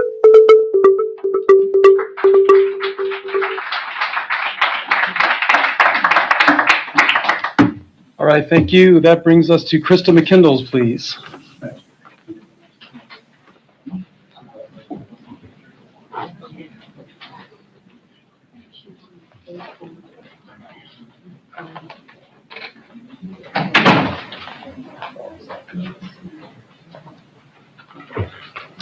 Hello, I'm Krista. I I have 3 kids, 1 at Hillside and 2 go to Ammerman. So I just found out about all of this 2 days ago because when it was, brought up, I was a very, very busy time. I wasn't really paying attention, so I guess maybe that's my bad. But on December 21st, I was celebrating Christmas with my in-laws. I wasn't thinking for 1 second that you guys were having a discussion about something, so radical and new to our community. And I can tell you right now, a lot of the community doesn't even know this conversation is being had. I've reached out to numerous people and asked them, and they're like, what are you even talking about? A lot of people don't even know we're having this conversation. It was brought up in December, and you had meetings days before Christmas. Like, someone has to explain to me how anybody thought that that was good timing or that that would go over well with this community. And then to find out the board wasn't properly informed, I'm not really sure how, everything normally flows, but it doesn't sound like it went as it usually does. The optics aren't great. The timing, it just doesn't look good. And I feel like the way that this has been handled is, if you guys move forward with this, is really going to erode trust with the community. And are you prepared for the division and the unrest that is likely to follow?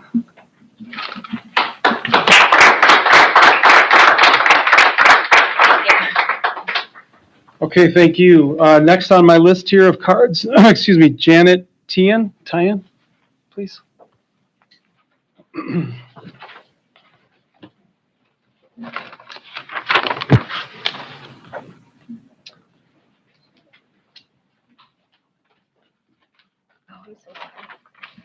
Hi, sorry. My name is Janet Tian, and I'm a senior right now at Northville High School.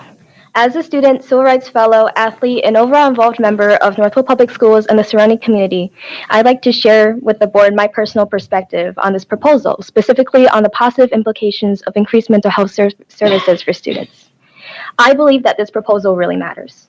Yes, some districts might need this more than others, but that does not diminish the overall necessity for comprehensive mental health care across all school districts, Northville included.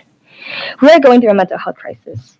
And even though our data from our optional NHS surveys is negatively evaluated by some due to potential biases in sampling, I would actually estimate that levels of students suffering and struggling would be higher. Students are not required to respond to mental health surveys, and honesty is not guaranteed. I certainly know I wasn't honest last year when I was experiencing severe self-destructive and suicidal thoughts and filling out the survey. I was scared of a break in confidentiality resulting in negative consequences in my circumstance, not help, and I know many of my peers feel the same. Although mandatory reporting is always in place, whether it be a school official or healthcare professional, I feel that had I been able to have access to professional help, I might not have reached that point of crisis. Preventative medicine rocks, and to me, so does this proposal. Even without stats, I see the need for more mental health resources all around me. So many of my peers are burnt out, struggling, and in need of care, but they face so many barriers that they instead resolve to just drown. I was one of those students, struggling with well-meaning parents who held cultural stigmas that prevented me from seeking proper treatment. My lack of treatment negatively impacted my studies as well as other parts of my life, including social and physical. Thus, I admire the pledge that this district takes to serve the whole child, emphasizing the key connection between the body and the mind. Watching the continued forums, discussions, and debates over this vital and game-changing potential implementation, I've noticed a lack in student voice, and also considering that that is the population which the change would affect the most. I know that many adults, especially in this room, hold themselves accountable and responsible for all aspects of their child. But as we grow, we also deserve a certain level of privacy and autonomy. We aren't incompetent or irresponsible, we're simply human. And while we can make dumb mistakes, we are also mature enough to decide to make the choice of seeking additional guidance and support. What matters now is giving us the chance to access such resources. After intense advocacy and the efforts of my Dear counselor, in convincing my parents to enroll me in therapy, we also face a slew of other challenges. Despite our awesome healthcare insurance, my family pays for these services out of pocket in full. That's $120 per 55-minute session. Most insurance companies don't cover quality mental health services, which only adds to the growing volume of roadblocks that many students face. That is why this proposal matters so much, because it removes a large portion of such challenges and allows students better mental health access. As a student and avid observer, I believe that passing this proposal will ultimately benefit and save a multitude of young lives. Thank you for your time.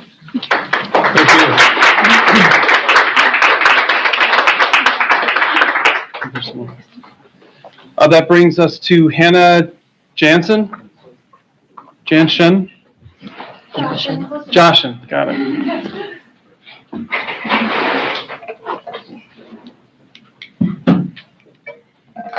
Hi, thank you. My name is Hannah Joshin, and a 2022 graduate of Northville High School, along with the founder of a nonprofit here in Northville based on suicide prevention and mental health awareness. We are in a mental health crisis, and not only is it clear in our community, but it's also screaming in our faces. I wanted to speak on the clinic and why I think it's a great need, while sharing my own story. I graduated high school in 2022, but in 2019, I lost my friend and teammate to suicide. Losing Gabby left the biggest hole in my heart and the most amount of ache and terror a human can experience.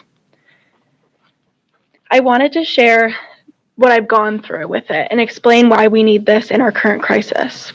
Starting off, when we lost Gabby, Northville sent out their email to acknowledge it. They gave us space to grieve for a couple of weeks and announced her death on the morning announcements. They let us know that it was horrible and if we needed anything, we could speak up. But I'm going to be honest here, I didn't have the support I needed. My counselor was amazing and she was always there, but my counselor was also a counselor to 300 more students.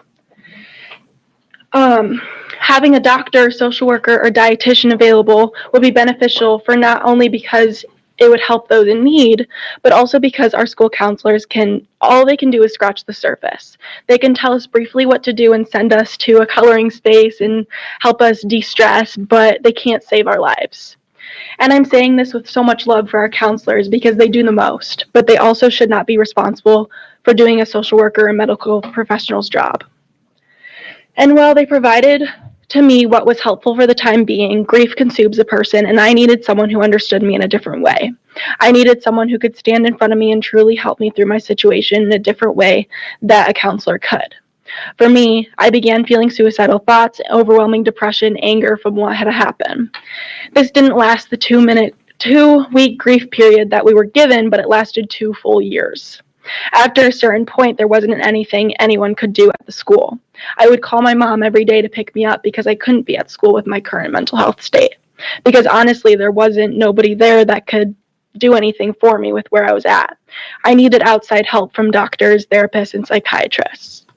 But that was something I couldn't receive at school, and so I always just wanted to go home. Our mental health crisis is defeating our youth, and we are seeing concerning traits in younger and younger age groups, and it's terrifying. If I was able to receive this type of help when I was in high school, I truly believe that looking back at my high school experience, it wouldn't be such a horror. Everyone did what they could for me, but I needed more. And there's so many more students who need more support and more understanding than what we have available right now. I know we all see this mental health crisis and it's screaming in our face, but this mental health clinic has the opportunity to make a safer place at our Northville schools. And I'm here because if sharing my stories means I can save a life, I'll do it. Thank you.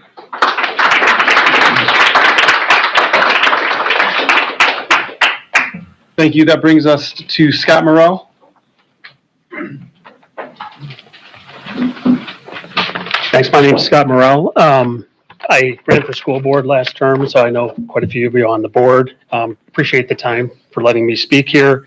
And having sat through probably 1.5 years of board meetings where it was usually me and the person running AV, it's great to see this many parents here, especially for this. So thank you. First off, Sarah mentioned this caught her off guard. I heard a couple board members, and I'm here to tell you that this didn't start last October. It started 2 Octobers ago with Mary Kay Gallagher when I sat here and spoke about the MIFI survey, asking kids how many times a day they had oral sex and a bunch of other inappropriate things. That MIFI data is now being used in slides that were just prevented to support bringing a clinic in here. This is by design. You basically need to create a crisis so you can bring your solution. And that's exactly what's going on here. None of the members of the board, and specifically the superintendent here, are friends of your children in this aspect. Bringing this clinic in is a bad idea. A couple general comments because I heard of board members.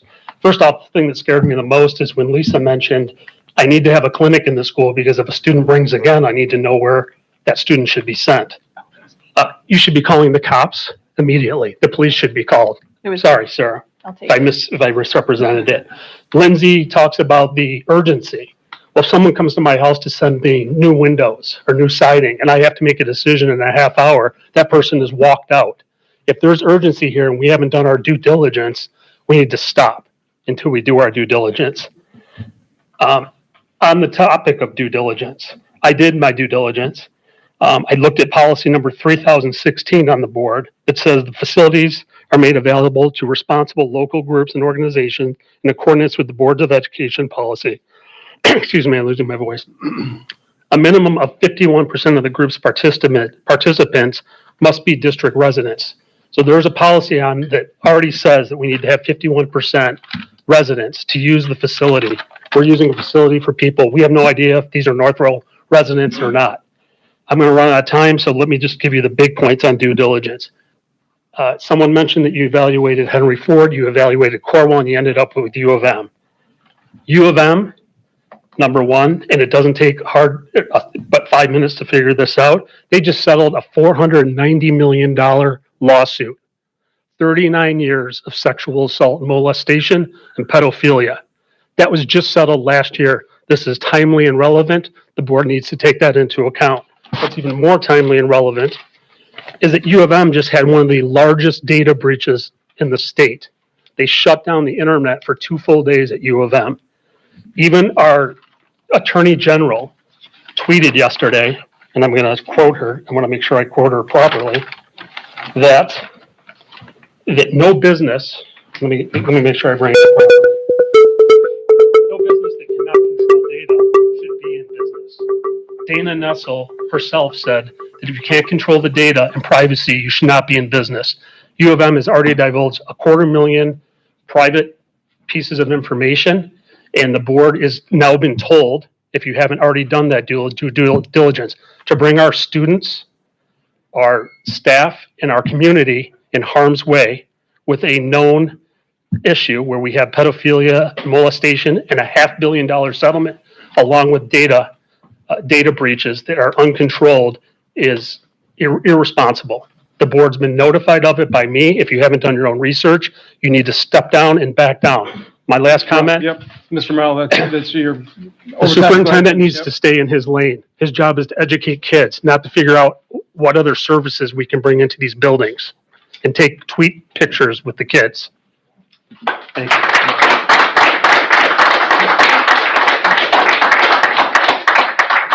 That brings us to Heather Pataki.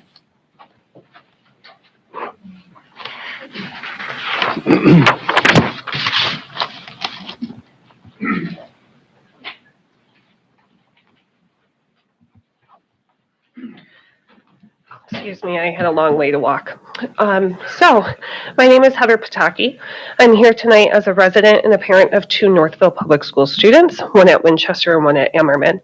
This is also my 16th year in education, 10 of which was spent in Arizona. This is my 6th year here in Michigan. I'm coming to speak in support of the ROS, of you guys applying for the ROS grant. I currently work as a school counselor in a school district that has ROS at some of its schools. The school I'm at does not have ROS on campus, and boy, am I jealous. Like, I wish I had that immediate support for my students. The school, I also worked at a school district in Arizona that had a similar program like ROS, so I have yeah, you get it. As a school counselor, I love that I am able to provide this as a resource to families when they are in need of services. When you have a child that needs help, like they desperately need help, it's the last thing that you want to do is to call your insurance provider, scroll through the list of people that can provide services, call them, hope that they have time and availability for you, and that it's at an affordable cost. Every minute that you are taking doing that is now wasting time and support that your kid could have. And I've seen that happen. I've seen students crumble when families cannot find immediate support. And so having this as a resource right there available for students to access is immensely helpful. Sorry, I went off track. Okay, I'll move on. I know some believe that Northville residents don't need to worry about this financial aspect of affording services for their child. However, I can tell you from personal experiences, there are families in NPS that can barely make ends meet. They don't qualify for free and reduced lunch because they make just above the amount, but they sure as heck cannot afford $100 or more per hour that their kid needs to be seen and needs that support. Not to mention the money that is being lost by taking time off of work to drive them to the appointments and the gas that is being spent to drive them to and from as well. I know this situation may not currently be applicable to everyone in the district, but if it's something that can help even just one of our students, while being an available resource to help all of them, why is this something that we would not take advantage of? It isn't every single one of our students isn't every single one of our students worthy of the help and the resources this program can provide. If you oppose it, then don't use it, right? Don't allow your child to go to this service, but don't keep it away from students that can benefit from it.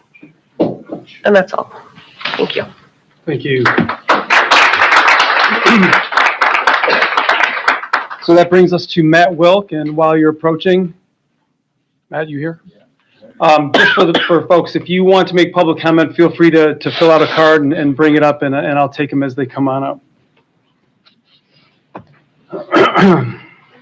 Thank you, everybody. I appreciate your cooperation. My name is Matthew Wilk. I'm a parent of two 10th grade 16-year-olds at Northville High School. Back on my term on the board, we would be pressed with tough issues. And one of the things that we would do with our staff routinely is make sure that both sides are presented, not only to ourselves, but also to the public. This document right here, your frequently asked questions, did not accomplish that in the least. It's a one-sided affair, telling all the reasons why we should do something and none of the reasons why we shouldn't. Let's go through the top 8 concerns that people have. You'll hear some of them today. You already have. You'll hear more. The first is a lack of parental consent. We talked about that. This document tries to hide it and says Michigan Medicine will not assess or treat a student without assigned consent, only later going on saying that consent can be signed by the student themselves, not the parents.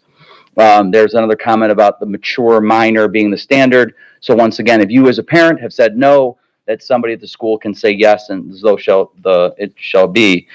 We don't even talk about parental knowledge. If you call the school and say, did my child go to the clinic today? Their answer from Michigan Medicine will be, we cannot tell you. They tell me that at the rest of their facilities too. That doesn't make it right. We talked about the lack of a need for a clinic. There are plenty of clinics in this area, all better staffed than we're going to have here. We're going to be led by nurse practitioners. We talk about having licensed counselors. We don't even have that. We're going to have a medical assistant, a licensed social worker. That's on page 2 of your FAQs. That is not solving the problem that you appear to be attempting to solve. And that's a very important one. You're going to hear that this is outside the school's role. You already have. Particularly, you notice somewhere in the document that you talk about serving children until they're 21, and they don't need to be members of the school. That is outside the school's purview. If a 21-year-old kid, 20-year-old wants to get health services, I don't think it's a good idea to have them sent to the school. By the way, that also impacts your question about zoning. I spoke to Supervisor Abbo and found out whether or not someone had actually contacted Northville Township about this particular nuance. They had not. I suggest you check that, because once you start serving non-students, you're no longer acting as a school, you're acting as a business, and you may not be able to do that. The financial question that Sarah raised is a good one. As a point of reference, Grosse Pointe Public Schools, when they considered theirs, it was the cost to build out the space was $950,000. And that was one of the many reasons why one of our peer districts that we talked to, Lincoln is not a peer district, with all due respect. Grosse Pointe turned that down because the cost was almost $1 million. The question about whether the 31 AA funds fit or not, and being unsure about that, that's a big problem. That's a big problem. Using, obviously, bond funds to do that would violate our bond. It doesn't really address the mental health issue we have, but let me end with this. When Oxford considered the same thing, no one cares about mental health more than the folks at Oxford. No one. Their parents are dealing with this every minute of every day, and their administration. They turned this down. Thank you.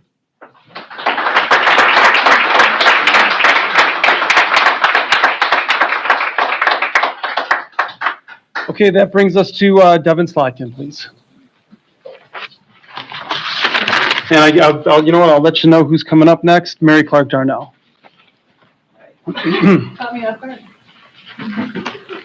Hello, good evening. My name is Devin Slotkin. I'm a Northville resident and parent of 2 children at Silver Springs Elementary School, and I'm coming here tonight to express my support for the school-based health centers. Excuse me. While I think this is a wonderful idea for many reasons, in the interest of time, I'm going to share just 3 of them tonight. Number 1. Healthcare is a fundamental human right, and these health centers would provide care for all NPS students. It was shared at last night's meeting, the meeting that's been referenced tonight, that 562 students in Northville are economically disadvantaged, which is enough to fill an entire elementary school. I have to repeat that again, an entire elementary school. We simply cannot ignore that fact and pretend like we don't have people in need here in our community. These are our neighbors, our children's friends, and it could be any one of us. In fact, a wonderful woman last night shared how she lost her job recently, and she said, "Count me as 563. I thought that was a very touching moment that bears repeating. We need to support all students, and just like the statewide free breakfast and lunch program this year, these health centers would be there if our kids need them. And if they don't, that's okay too. Number 2, this initiative emphasizes Northville Public Schools' focus on the whole child, not just his or her academic life. Personally, it is far more important to me to raise children who are kind, thoughtful, giving, and overall good citizens of the world than worry about what specific college they may or may not get into in however many years. And I view this emphasis on overall health and wellness as supporting that goal, because it's not just about test scores and grades. Those things are important, sure, but they are not everything. And what's more, a student with physical and mental health issues and/or mental health issues cannot easily learn and reach his or her academic potential. Number 3, Northville Public Schools' slogan is tradition of excellence, quote, a world of possibilities. And I think this health center is very much in keeping with that theme. By opening these new school-based health centers, we have an opportunity to be a leader in our community and state, all while honoring our tradition of academic excellence. I also just want to share something quickly that my mom recently found, indulge me, in my grandmother's belongings. This right here, what I'm holding, everybody see, is the superintendent's report, annual superintendent's report from Norwood Public Schools, a small town in Ohio, from 1941.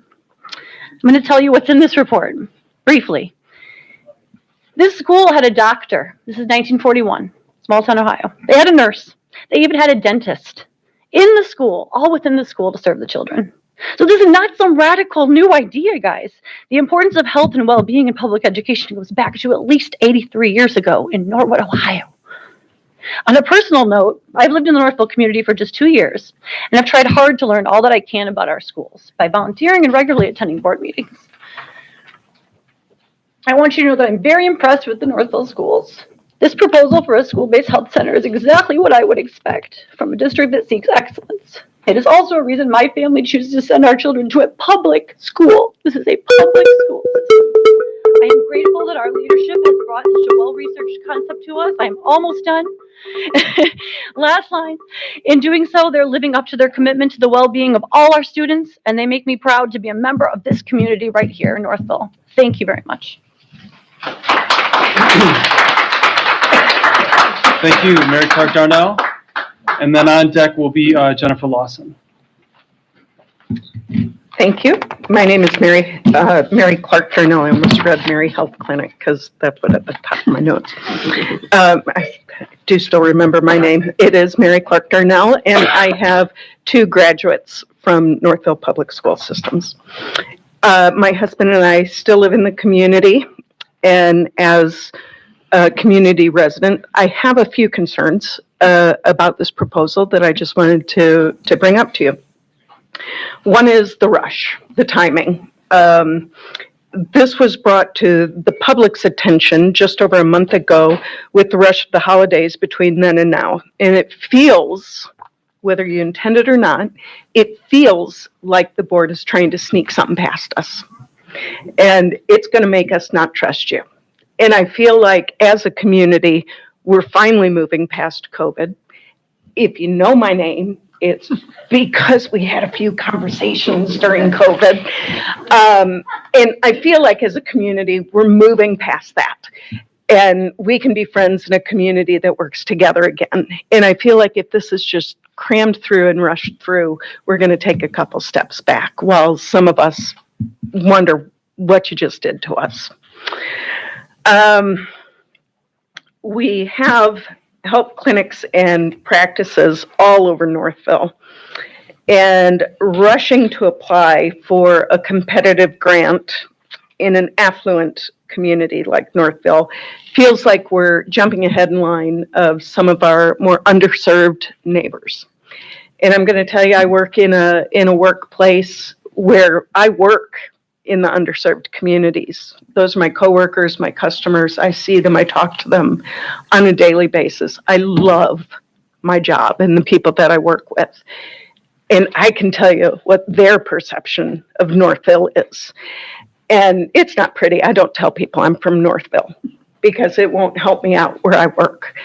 And it would feel a bit like us being able to say, look at this shiny new toy that Northville got, if we jump ahead of those communities and get this. I don't mean to diminish the healthcare needs that are in our community. I understand them. I deal with a healthcare crisis in my own family.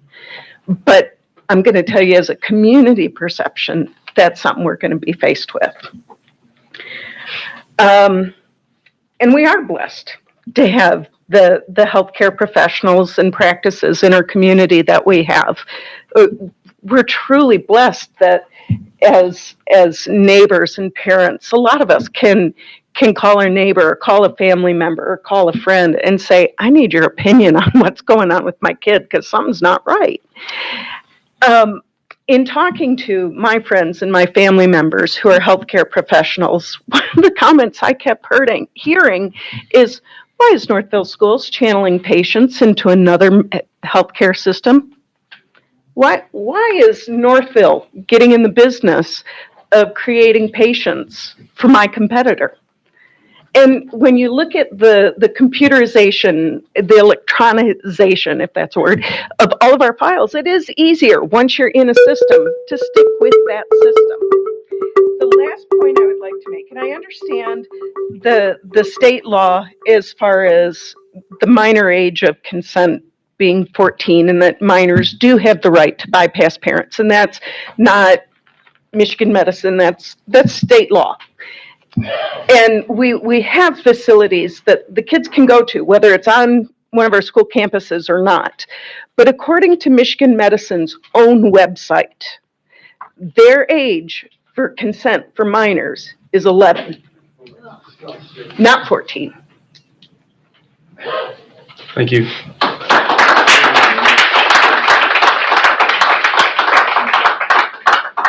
All right, Ms. Lawson, and then on deck is Joanne Bandoni. Good evening. My name is Jennifer Lawson, and I'm here as a parent of a student at Meads Mill. I just also happen to be a teacher at Hillside who has taught 20 plus years in the district, more than I'd like to admit. I've taught advanced math, Algebra 1, and even AR. I am beyond thrilled to know that the hard work and dedication of a variety of people in this district has made this a possibility. As a parent, The convenience of having a health center at NHS in Hillside will save me a ton of time. I also won't have to take so much time off of work as well. Now, to be able to get vaccinations and physicals on site is just an added bonus if I choose to do that. I love the fact that Michigan Medicine will not assess my daughter without my consent. And I have the right to choose whether or not she has that consent. And I also understand that they will be keeping her information private if she's over 11. That is a federal law. That is not a Michigan Medicine law. Now, it is imperative that our students know that they have someone to talk to in a safe place and that they can start to advocate for their own medical health and well-being. While I would love for my daughter to tell me everything, that's not realistic. For her to be able to talk to somebody in confidence is a relief to me, knowing that someone's looking out for her best interest. Especially in this high stakes, high pressure environment. As a teacher and a parent, I have seen the mental health struggles that our kids, mine included, are going through and have watched it manifest into physical symptoms. Please, please pursue this grant opportunity and accept the donor funded clinic as the gift that it is to our community, our staff, our students, and my child. Thank you.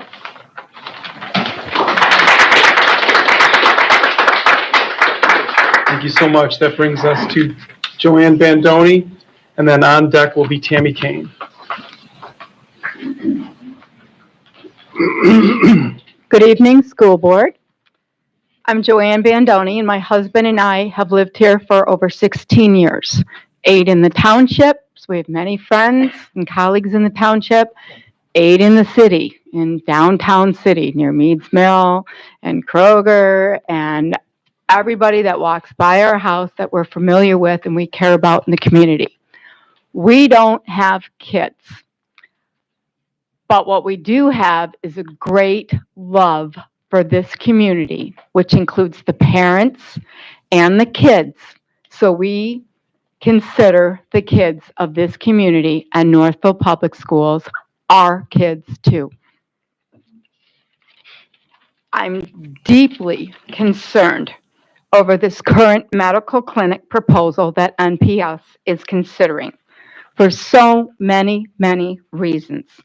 But in the interest of time, I will just speak about one.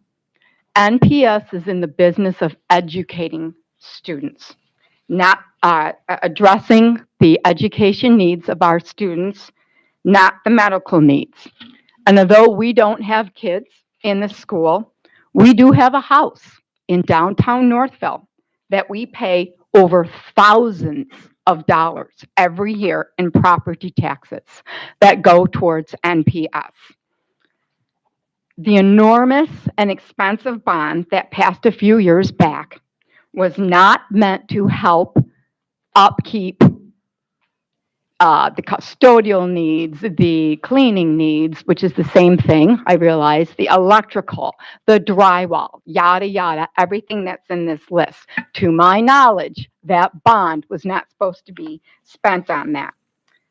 And especially, we don't need something that doesn't address parents' permission to treat their children's own needs.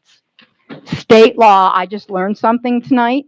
State law now doesn't include allowing abortions or birth control, but this is a very slippery slope. And it's leading to taking important decisions out of the control of parents. And that is deeply concerning to us. There is a reason, as Matt Wilk pointed out, that Grosse Pointe schools and Oxford schools said no to this. We urge you also to say no to this, grant or no grant. there are other ways to respond to and support the mental health needs of our very cherished and important kids. I absolutely applaud these two young women that got up here and shared their story.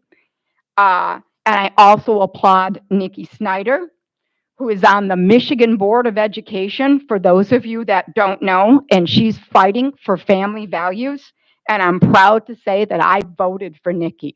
So next time you're in the voting booth and you're doing all the big stuff, your mayor, your state senators, your president, make sure you flip over that voting piece of paper or whatever it is, and you look for that stuff that nobody looks for. Who's on the State Board of Education? Who's in this district? I don't know all the judges in all the districts in Michigan, but do a little bit of research.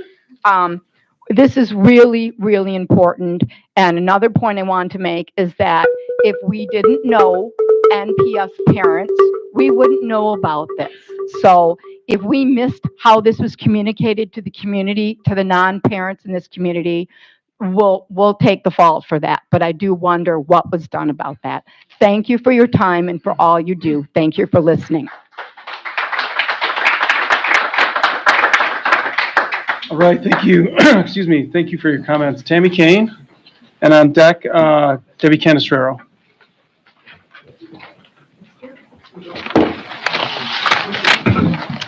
My name is Tammy Kane, and I have 3 children. We've lived in this community since 2000 and have had at least one child in Northville Public Schools since fall of 2004, starting with a 2-year-old early childhood program.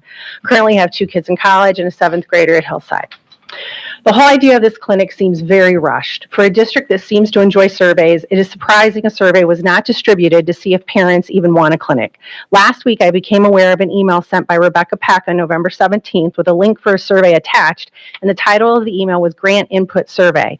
If central office claims that this survey was sent and it was about the clinic, then I would say that there's a true lack of transparency, as the email mentions absolutely nothing about a clinic with U of M. When this survey email was sent, central office was already actively pursuing this opportunity with U of M. This all has an element of caginess, if you ask me, and it really is truly disappointing. You have a fiduciary responsibility to stakeholders to spend district funds responsibly. It is published that Grosse Pointe School District, that ultimately rejected a clinic with Beaumont, was on track to spend $1 million to renovate the space for a clinic. Oxford School District also rejected a clinic in their district last year after a parent survey showed the majority of Oxford parents didn't want it. Dr. Weber and Mrs. Hoppenstedt have continually assured us that the district will not have to utilize the general fund, as Northville's expenses will not exceed the $400,000 grant the district has already received. Where are the architect plans? Where is the data to support this?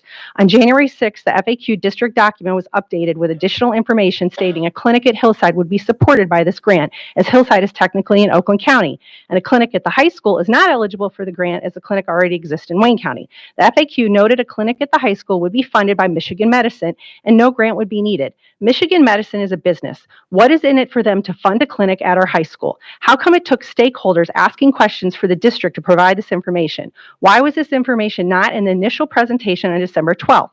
It is important to highlight that nowhere on the vision page for Northville Public Schools does it state to provide medical care.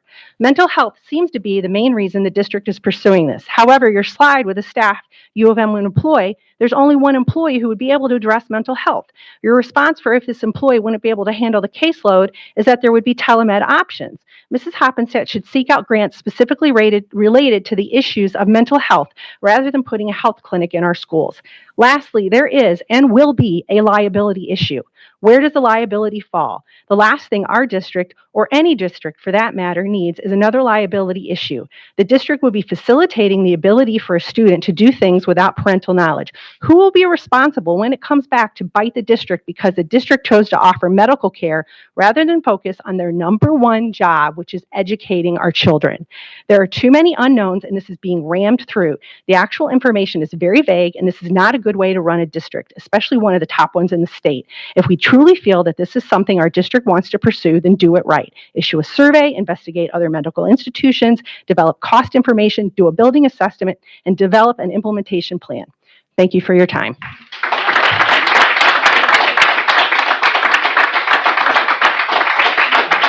All right.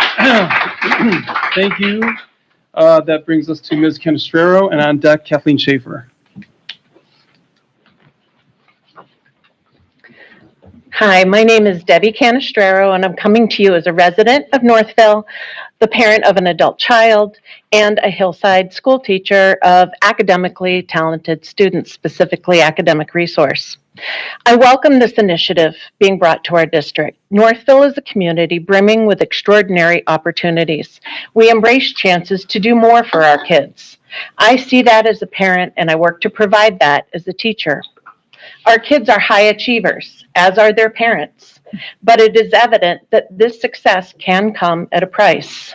Many students struggle with stress, anxiety, and chronic medical conditions common in a competitive environment.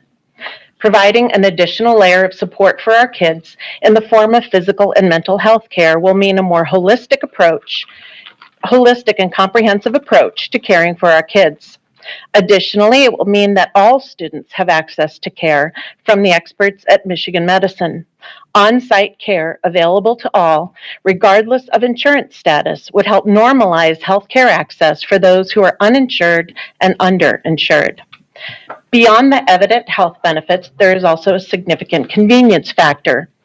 The availability of on-site care could translate to fewer days off work, less classroom disruption, and an additional layer of support for all involved. Early intervention supports health and well-being. This in turn fuels academic growth. I look forward to witnessing the positive impact this initiative will have on our students' lives. Thank you.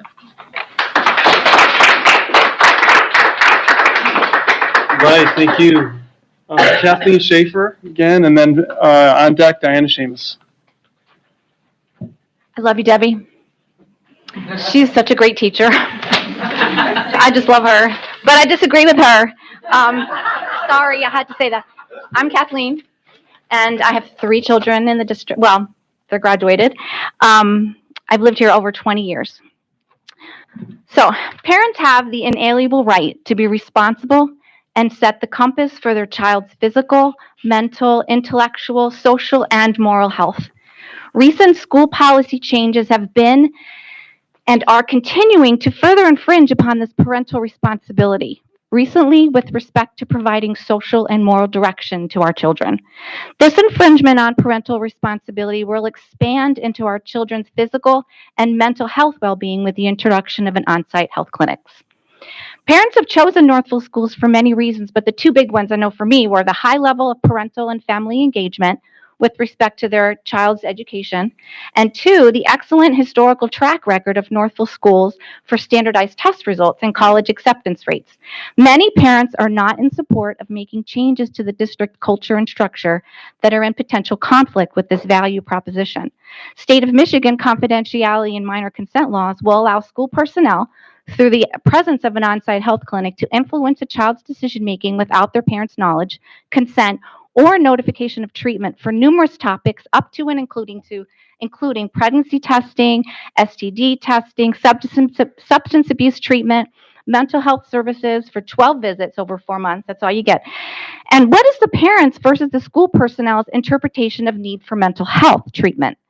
School and healthcare clinic personnel are legally required to report to CPS if they suspect child abuse or neglect. Child abuse is defined as harm or threatened harm to a child's health or welfare that occurs through non-accidental physical injury, mental health concerns, or sexual abuse. Are Northville parents willing to provide their minor child with easy access to an environment that could interpret and report you as an abuser of their child's physical or mental health with no knowledge of any of this action provided to you until you are approached by CPS? Are you confident that the personnel providing guidance and consultation to your child are acting in your parental best interest, or are they acting in their interpreted best interest for your child while promoting their social and moral agendas? How will you know, since many of these topics are protected by minor confidentiality laws? Northville parents should not continue to abdicate to outside sources under the banner of progress, their parental responsibilities, and the right to be the compass of their child's physical, mental, intellectual, social, and moral well-being. Now, the definition, I looked it up, of school in Merriam-Webster dictionary says educate my child. It does not include the phrase healthcare. So that's all I have to say. Oh, and social worker. I'm sorry. My son does therapy, and it's not with a social worker. I don't know. I'm not really on board with that. We need an actual licensed therapist. Thank you. All right, Diana Seamus, please, and then on deck, Ron Frazier. Apologize for reading. It's been an awfully long day. All right. For those of you who don't know me, I'm Diana Seamus, and I'm the Social Emotional Learning Counselor at Northville High School. I am also the mom of a Hillside student. In my role as counselor, I work with students who struggle with their wellness on a daily basis. Between my own kids and the students that I work with, I see every day the undeniable integrated and complementary relationship between student wellness and student success. This is not surprising, as current research clearly demonstrates that supporting mental wellness actually boosts academic achievement. And as we know, Northville students are some of the highest achieving students in the state. What we may not always recognize, however, is the wellness cost attached to this expected trifecta of high grades, high test scores, and acceptances at elite schools. Many of the hundreds of the students that I and my fellow counselors work with struggle with high anxiety, stress, pressure, and/or depression due in part to their collective belief that the only path to life happiness and career success runs through an elite university. For our students whose post-secondary plans involve trade schools, the military, or direct employment, many of these students struggle with feelings of inadequacy and low self-worth in addition to depression and anxiety. Both types of students are quick to point out that it's okay not to be okay, and yet they do not feel okay with asking for help for themselves. Instead, they wage private inner battles to protect their parents from the knowledge of their struggles. In my office, the reasons I most often hear for this are, my parents already have enough to deal with, I don't want to burden them, or more simply put, I don't want to disappoint them. But I know the wellness toll that this is taking on our students. My colleagues and I hear this in our offices every day. It is our job to help all students build a toolbox of individualized coping skills, learning things like flexible thinking, other ways to value themselves beyond simply test scores and grades, multiple paths to happiness, redefining success, how to advocate for themselves and share their concerns with their parents, how to connect with others, how to set healthy boundaries and care for themselves, how to navigate successfully through stress and adversity and disappointment, how to recognize and celebrate progress. But we often run up against barriers in creating this toolbox, the two most common being time limitations and financial constraints. There are 2,500 students at the high school and there are 9 counselors. At our middle schools, the student-to-counselor ratios are higher, further limiting our ability to reach every student. Moreover, one of the biggest barriers that we see in counseling are students whose family financial or insurance situations exclude them from affordable access to much-needed mental health supports. Having a wellness center in district would allow us to overcome these current time and financial limitations, facilitating a greatly expanded and collaborative reach. This would allow us to better serve students who need additional assistance in building this toolbox for themselves, developing wellness skills that facilitate resilience, self-worth, and independence. These skills, in turn, then boost academic achievement in the short term, while simultaneously helping our students find contentment and personal success in life. Thank you for your time and consideration. Thank you. That brings us Ron Frazier, and on deck, Joe Hillebrand. Ron, can you just take a second? Ms. Seamus, you were there today when a student was announced to have passed away in our high school, and I just couldn't let you sit down without recognizing what a day this has been, and I'm so sorry for what you have to take home with you. You're welcome, of course, to stay, but I certainly wouldn't perceive it as anything strange if you wanted to actually go home and lay your head on the pillow if you can get to sleep. Thank you for what you do for our kids. Thank you.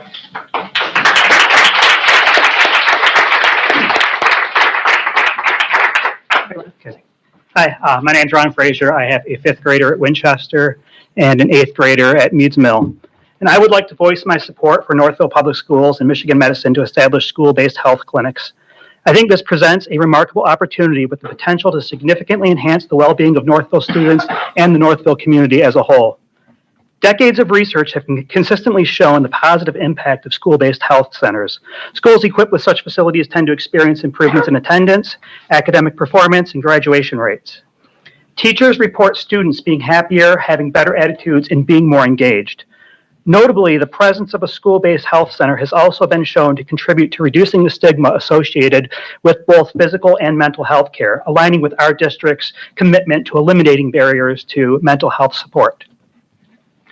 I've attended several board meetings where the topic of discussion was loss of in-seat time and how the impact of that grows over time and with each additional absence. This is an area where a school-based health center can have a positive impact. Studies have shown that students who utilize such facilities experience as little as 1/3 the loss of in-seat time as compared to students who do not use them. The effect is even more pronounced for students experiencing chronic pain or managing chronic health conditions that require frequent appointments, making the potential impact on their academic experience particularly significant. Over the last month, I've heard numerous suggestions that Northville should not pursue this grant because we might be taking the money away from a district that needs it more. I don't find these arguments particularly compelling. When the Wayne Risa enhancement millage was on the ballot in 2020 and allocated more money to districts in greater need, nobody was happy about that. When the first round of ESSER funding allocated money based on Title I eligibility and other districts got significantly more money than Northville, there were no cheers for the districts in greater need getting more money. Instead, we actively advocated for our district to secure a larger share of funding in future funding. It's quite baffling to me that there is this sudden suggestion that Northville should forego pursuing this grant to allow other districts to benefit in our stead. First, I don't think I need to point out that each member on this board was elected to prioritize the interests of Northville Public Schools. Your responsibility lies in advocating for the well-being of our own district. Second, the eligibility expansion for this grant to include districts that are less economically disadvantaged is precisely the reason we find ourselves in a position to apply for this grant. The possibility of being awarded this grant signifies an interest in evaluating the outcomes of such a change. Opting not to apply does not guarantee the funds will be redirected to a more financially challenged district. Instead, it opens the door for other districts similar to our own, which actively pursue and submit an application to secure the grant for themselves. Northville takes pride in being a leader in the field of advancing public education, and I see no reason for us to deviate from that commitment now. Also, I will mention there was a comment earlier about a U of M data breach that was limited to the school and completely separate from the health system.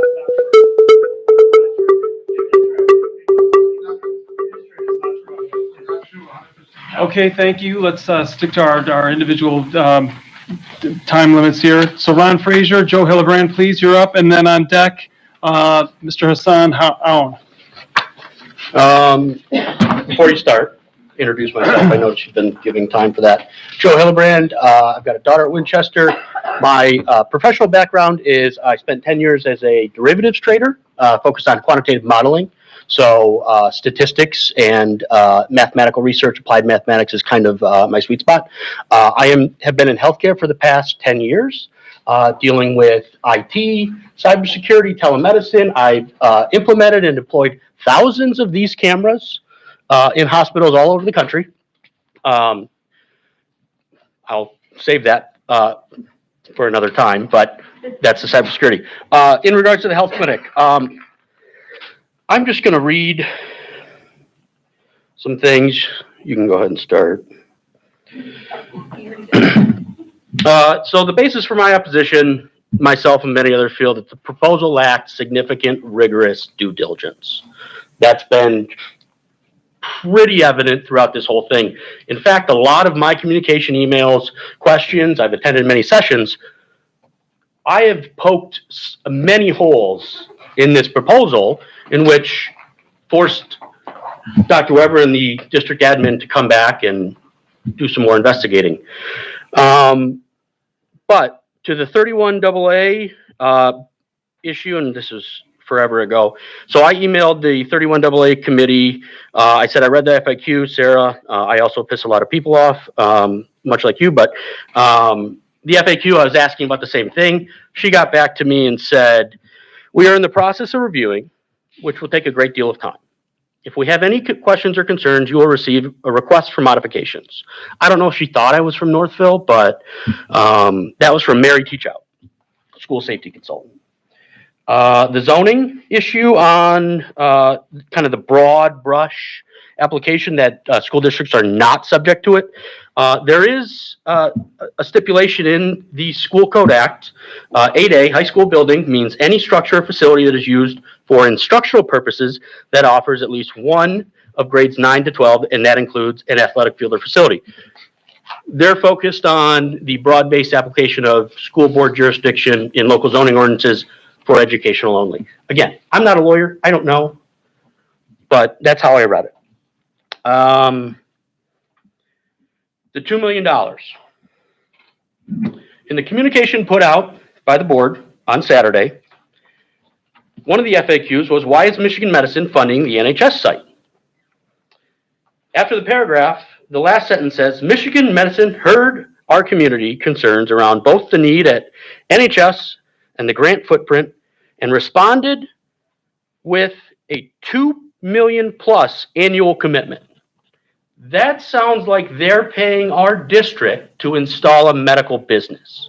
This is a document that was sent out by the school district, which again calls into question the subject of competitive bidding laws. So now that we are not applying a grant for the high school, we cannot take money from University of Michigan to come and install a clinic without getting other bids. That's what I think. I don't know. You might know better.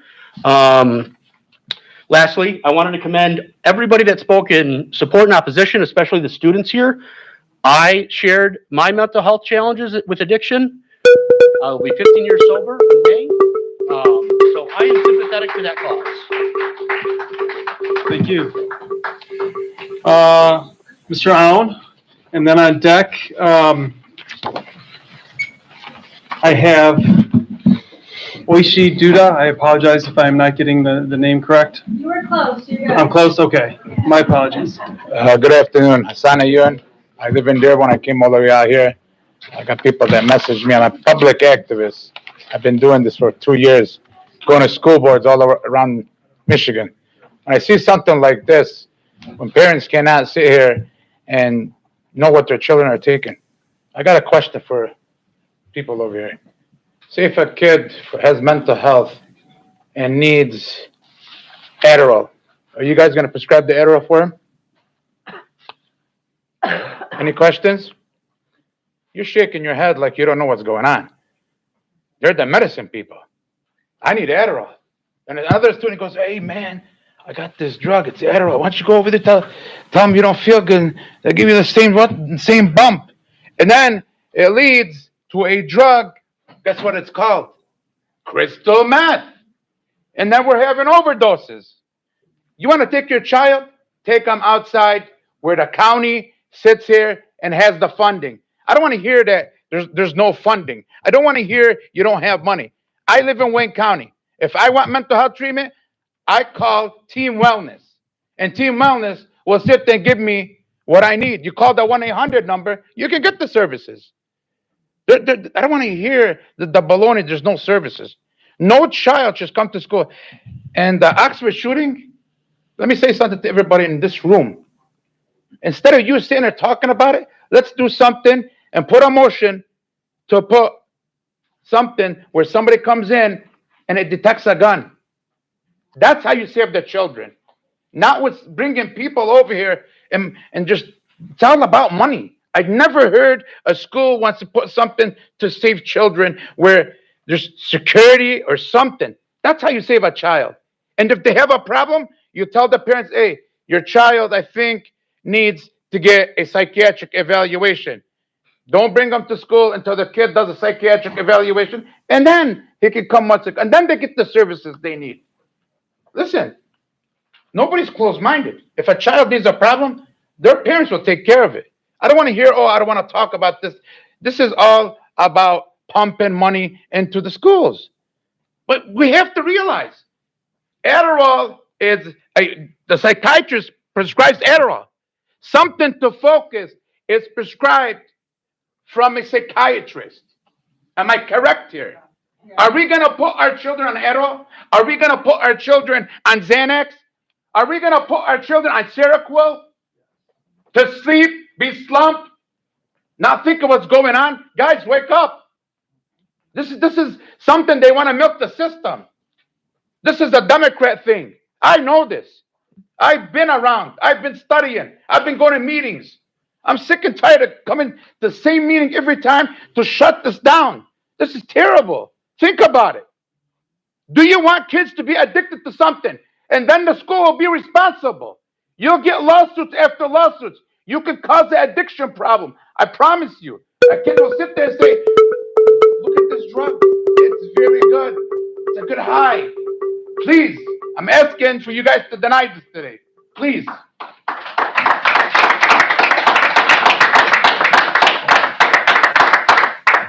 Thank you, Miss Dutta. And on deck, Jessica Jordan, FYI. Hi there. I'm Oishi. I go to the Northville High School, and I got to start this off by saying it's amazing seeing so many parents here today. I know households within this city, within this country, within this world. They send their kids to school, the 5th grade, and they expect them to come home with an acceptance letter from Harvard. So it's amazing to see how many people care in the city. Like I mentioned, I go to Northville High School. When I'm not drowned in homework, sometimes I babysit. And I get to interact with kids from other grades within the own district. I'm going to present a different angle here, something that's been talked about in the babysitting community, amongst older siblings, amongst parents, and sometimes even teachers. There are many silent epidemics going on right now.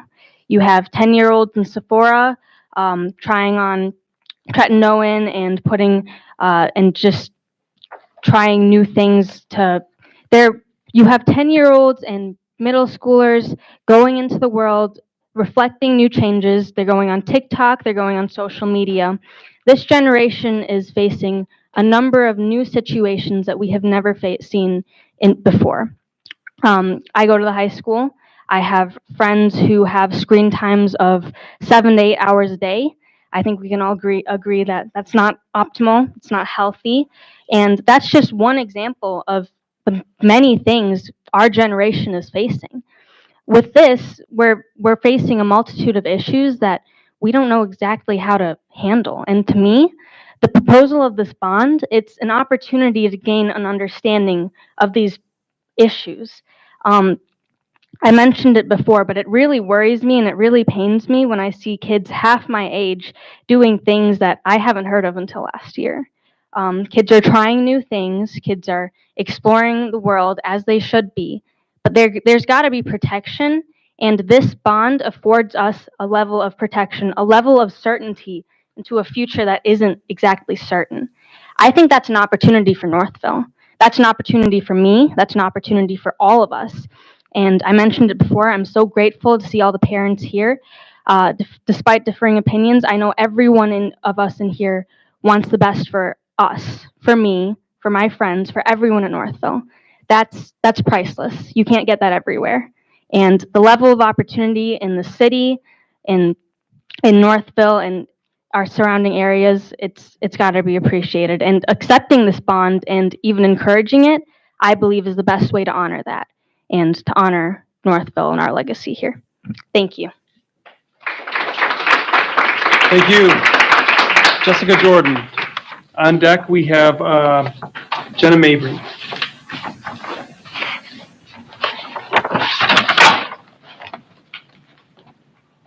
Hello, my name is Jessica Jordan, and I'm a mother of 2 little girls who attend Winchester Elementary. I'm here to support Northville implementing a child and adolescent health center. I'm also a researcher for Ford Motor Company, and part of my job is to understand future generations, and the evidence is very clear that children, particularly young women, are experiencing epidemic levels of depression and loneliness.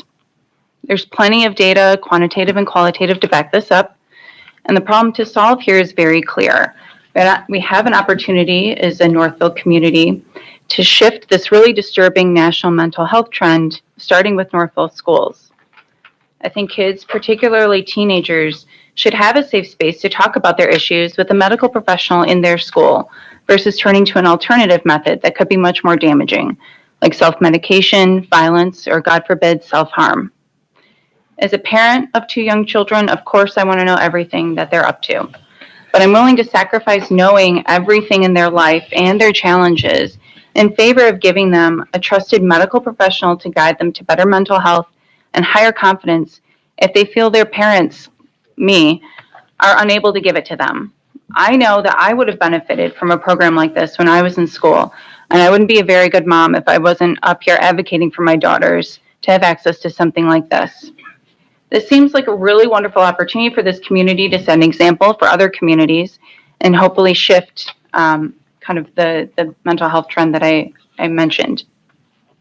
I urge the board to listen to parents who have kids actually in schools, teachers who teach in the district, but more importantly, I would really urge you to listen to students like the eloquent young people who have bravely spoken vulnerably this evening. Let your empathy for these young people guide you. Thank you for listening tonight, and thank you to Dr. Weber for bringing this opportunity to our school system. Thanks. Thank you, Jenna Mabry. And then on deck, if you're here, Perna Pavuluri. And then that will be those are my final cards. So if you have comment and you would like to fill out a card and bring it on up, there's time to do that still. Hello, my name is Jenna Mabry, and I have 2 kids in the district. I first want to apologize for my behavior to everyone in the room when I walked in. That was not cool. It was unacceptable. I really want to apologize to the gentleman in the blue suit. I'm sorry. I truly believe in peaceful and respectful discourse, and I failed today, so I apologize for that. I hear you on your passion for the drug addiction, and I have a vast personal history in my family with that, so I feel it. I do. I feel it. Okay, I feel it, and I'm sorry. Okay. I'm sorry for your son. All right. I want to thank the commenters who mentioned that it does seem like the initiative is being rushed. I get that. On this side of the podium and the mic, it does seem like it's being rushed because we haven't heard a lot about it. I know you guys have been doing a ton of work on it. I trust you all. However, I am in here support of the health center. I firmly believe education is not simply academic. When my children are in school, they are an entire person. I expect them to learn, yes, academically, but also to be learning mental and social skills as well. I believe a clinic that provides for physical and mental health will be a boon to our children. Secondly, I'm hearing the fear in the comments about consent. And I hear you. It is so scary to think about what's going on with our kids that we don't know about. But I know, I mentioned this before, I know the parents in this room, I feel your passion. I know how much you care about your kids. I know you don't have to worry about this because you have that strong bond with your kids. I know you do. Unfortunately, not everyone in Northville does. I believe we need to provide this opportunity to have kids have confidential treatment to keep them safe. Even if it's not our kids, it's our responsibility to care for all the kids in Northville. So please, I hope you vote for the clinic tonight, and I hope you do move forward with this initiative. Thank you. Thank you. All right. Final time, at least for this. I'll keep coming back to this card. Perna Pavuluri probably had to leave, but I'll come back to that again. Anyone whose card I didn't get to or announce? I was going to, that card that you're saying, remember how I had the double? I think she and my double card were from the December 12th. Okay. Meeting. I think You know she what? was, yeah, that could be. Fair enough. You're probably right there. All right. Well, that will, going once, going twice, close our public comment period here during our hearing. And let me just check the agenda. Comments, questions at this point from folks? Could we recess for 5 minutes? Absolutely. I think a 5-minute recess, 5 or 10 minutes. Any consensus here? 5-minute recess. Let's adjourn for the moment and come back at 9:35.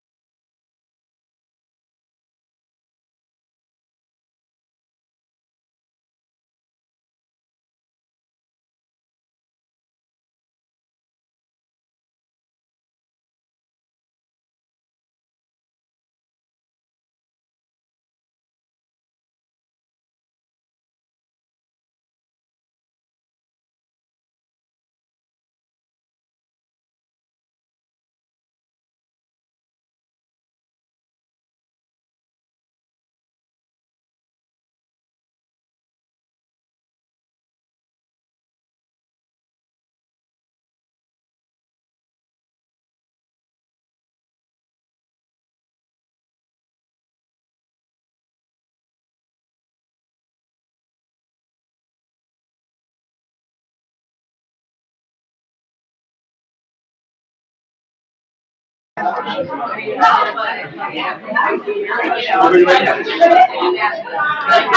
might want to jump in and talking about what people think, that people not because that they send her for a vote.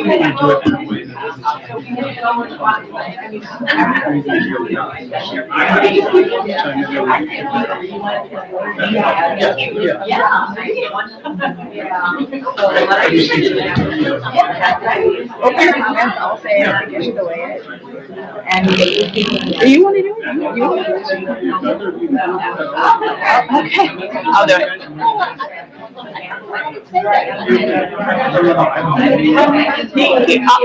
I'll do it. I'll do it quickly, briefly. All right.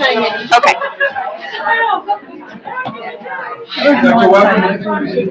Ready. All right, let's bring us back to order here. It's 9:55, I'll call it. Back on order, or back on agenda. So we, again, are continuing our public hearing here. Thank you for the public comments. We are all taking your comments to heart. I think I'll open it up to questions and comments from the board members. What do folks think? Questions? Things to think about? Things I to mean, talk about? I'm mindful that it's 10, almost 10, and also respecting the audience, which was, some remarks were very touching, and I won't go on about that. Also noting that our colleague isn't here and that this is obviously something of a strong opinions and significant. I guess I would entertain discussion. I would be willing to think about having a vote at another meeting, maybe even just any other meeting that would allow people. I heard comments that, people that aren't parents don't know, or I talked to people that I knew and they don't know about this. But allowing, it's not going to be a 6-month study for all the details people want, but is that worth entertaining? I think it's worth talking about. I mean, one question I would have is, can you go over the grant timing again? Like, what are the expectations? When do things close? Just so we have that again. Again, we don't know when the grant will open. We were told it's January. We do know that the districts or organizations awarded the grant would be notified in March. So that's the timeline that we're aware of. All right. Right. So we are not aware of that we're violating any baked-in obligation that we've already made by delaying a week? We have not made any obligation. Okay. We've just, worked with Michigan Medicine to agree that we could be partners in the grant process and this opportunity. And that's really the only commitment that we've made, is that we're bringing this forward to you this evening. Can I ask a procedural question? Is the idea that we would, and maybe it's Ms. Hoppenstadt, is the idea that we would vote, because I know we were going to vote on whether we wanted to say yes to the interest to the grant letter. That was always my understanding. We've seen drafts of the grant letter. Some of us have looked at the contract that, then would follow down the line if it ever did, like a sample of that, just out of, due diligence. Would we have a separate vote on the donor-funded piece of the, or is that just maybe one vote, or do we? To me, it looks, I think the way it's presented is a motion in support of resolutions on both. Right. Correct, each one. I believe taking a look at that on our agenda separated those out on there. To Miss Dr. Campbell-Voitel's question, what we do know is January again. I just want to be clear on that. To reiterate this, and I said it earlier in the meeting, but it's been a long day for a lot of people in this room. This was on the hillside aspect, to say we can kind of go ahead and apply for said grant. Again, no guarantee of that grant. The other one was to say, go ahead to start with the self-funded at the high school, not self-funded, but Michigan Medicine funded on that aspect of it, and to go forth with that. Will a little bit of extra time not make a difference or make a difference? Hard to tell. I don't doubt for a second that, our partners at Michigan Medicine are watching us tonight and seeing what kind of community we are and who we are and in their interest. This is also a piece, that it has to be a good fit for them and for us. And so that's just something that I just want to throw out there and remind that, from a transparency aspect, all the meetings are broadcast, all the meetings are archived, and how we conduct ourselves, what we say, what we do, are things that people will notice and perhaps in this process could as well. So what I'm saying, Lindsay, is that very simply, delaying it until next week, okay?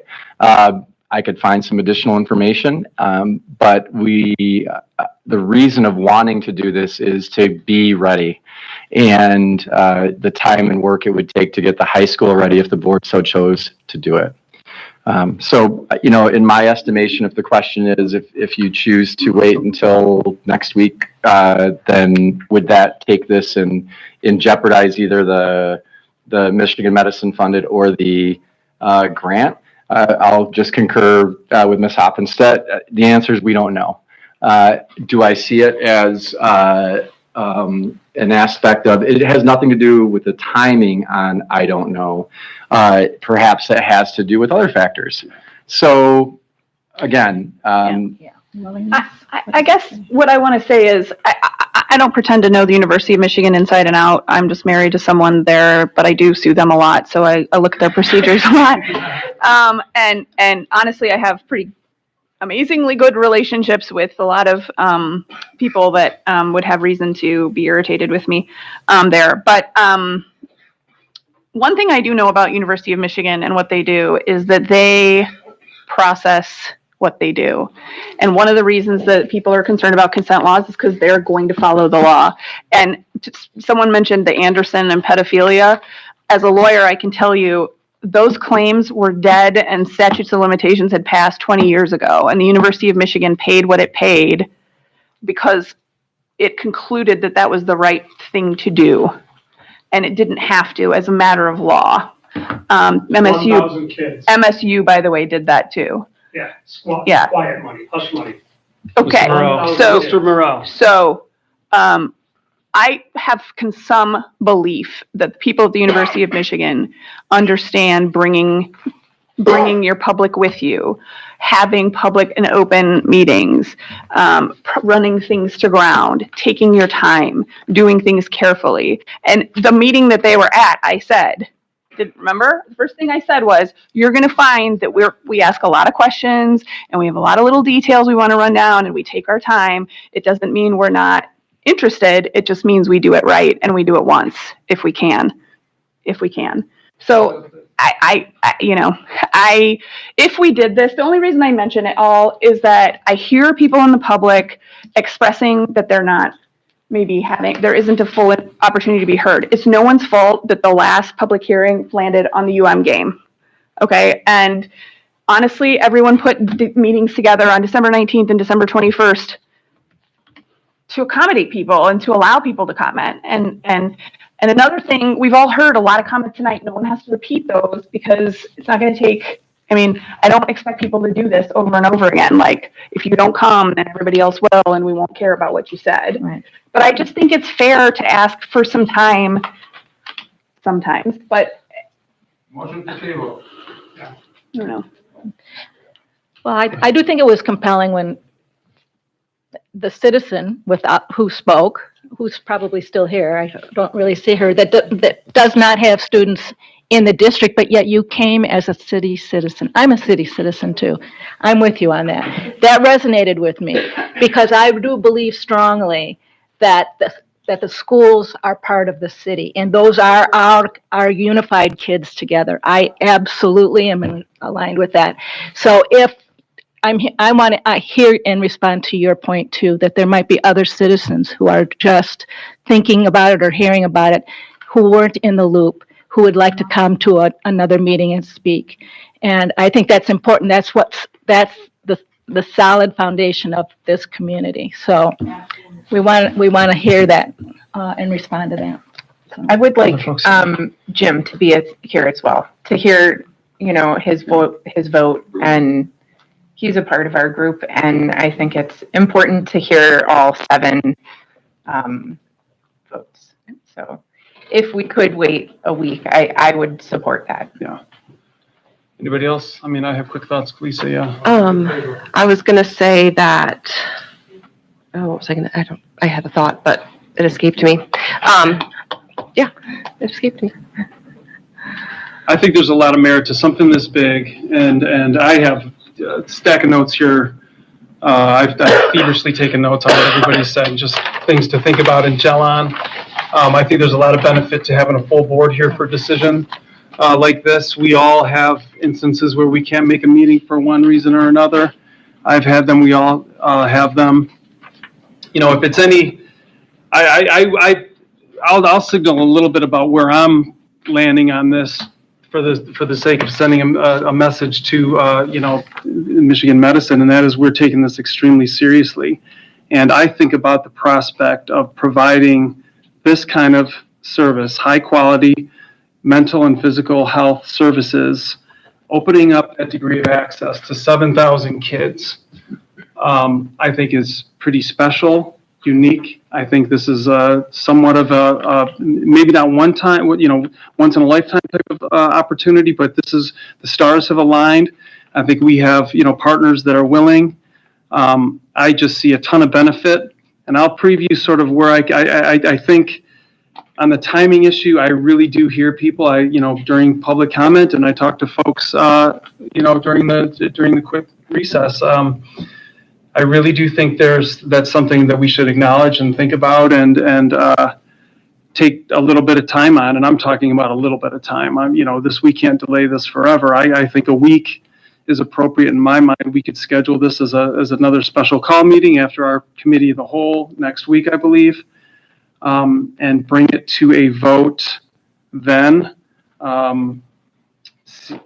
See what sort of comment and folks, what folks have to say in the meantime, and give us just a chance to sort of digest what we've heard tonight.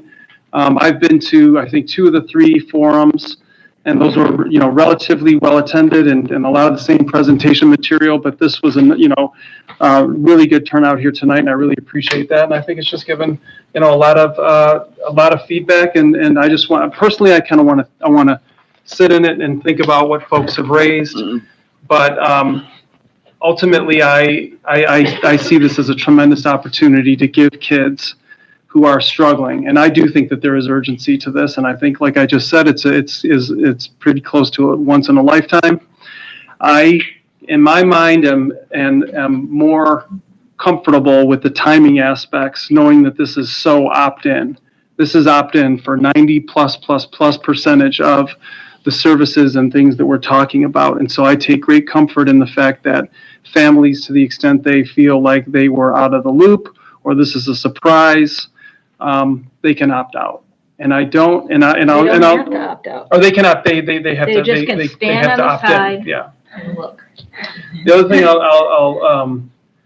I'll note is, parents said this, even though there is probably some degree of fear in parents, what their kids could go in and say to a practitioner without them being there. I, sitting here today, take a lot of comfort in the fact that kids have a place to go and talk to somebody who is a professional, and I have a ton of respect for the University of Michigan and Michigan Medicine, and knowing that that's there for them significantly outweighs, in my mind, fears about what they could do or say to somebody when parents weren't there. I think parents in this community are really involved with their kids. I think the minor consent law is such a fragment of the types of things that are going to be provided in this clinic, and I just want to preview that for folks in the audience and to my board members and even to Michigan Medicine. That's how seriously I'm taking this, and I think this is just an awesome opportunity for our kids. I was thinking about when we watched that video a couple years ago with the student panel. I know the community feels there was some rush to this, think it was a committee of the whole maybe, or I feel like maybe we were virtual at that time. It was before Dr. Weber was part of the district. I think some of the heaviness for me in a delay, I support a delay, is that we have a family in our community that lost a child in the last 24 hours. And while there's fear from parents about what a child could go tell another caring adult, I wonder about what the burden is that the kids are shouldering, right? When they see their friends struggle with depression, anxiety, suicidal ideation, they share that with each other, right? It's not going to change in a week. They'll keep sharing, and I want them to keep sharing, right? We've added a lot of social support layers so that kids have access to, a framework of how to notice when someone is struggling.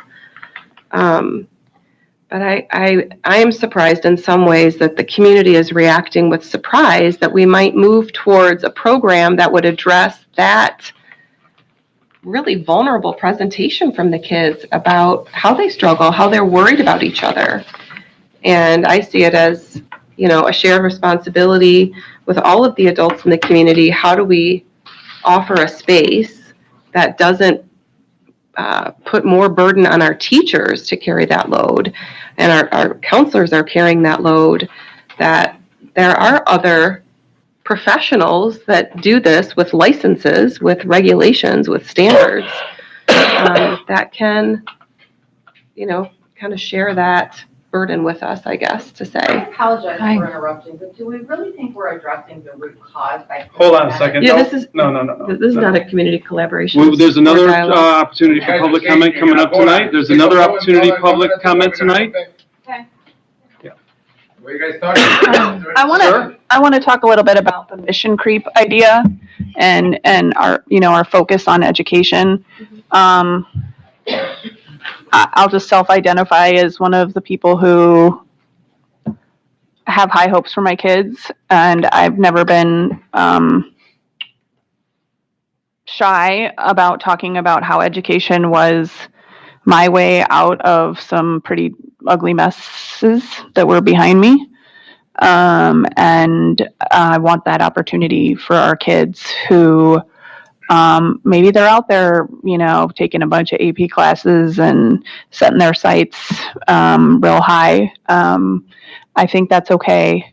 And yet I'm not in the school. And so I want to be humble about recognizing that I'm not, I only have anecdotal data about the silent epidemics that people here are talking about, and I believe them, and I trust them, and I hear them when they talk about what they see in the schools every day, teachers, counselors, and students, for example. But so that's all to say that I've struggled with this concept of mission creep, and it clearly education is our first purpose. So I guess I just want to say I was very persuaded by the one speaker cited it. We've heard it elsewhere that this is time and seats. This is less attendance interruptions.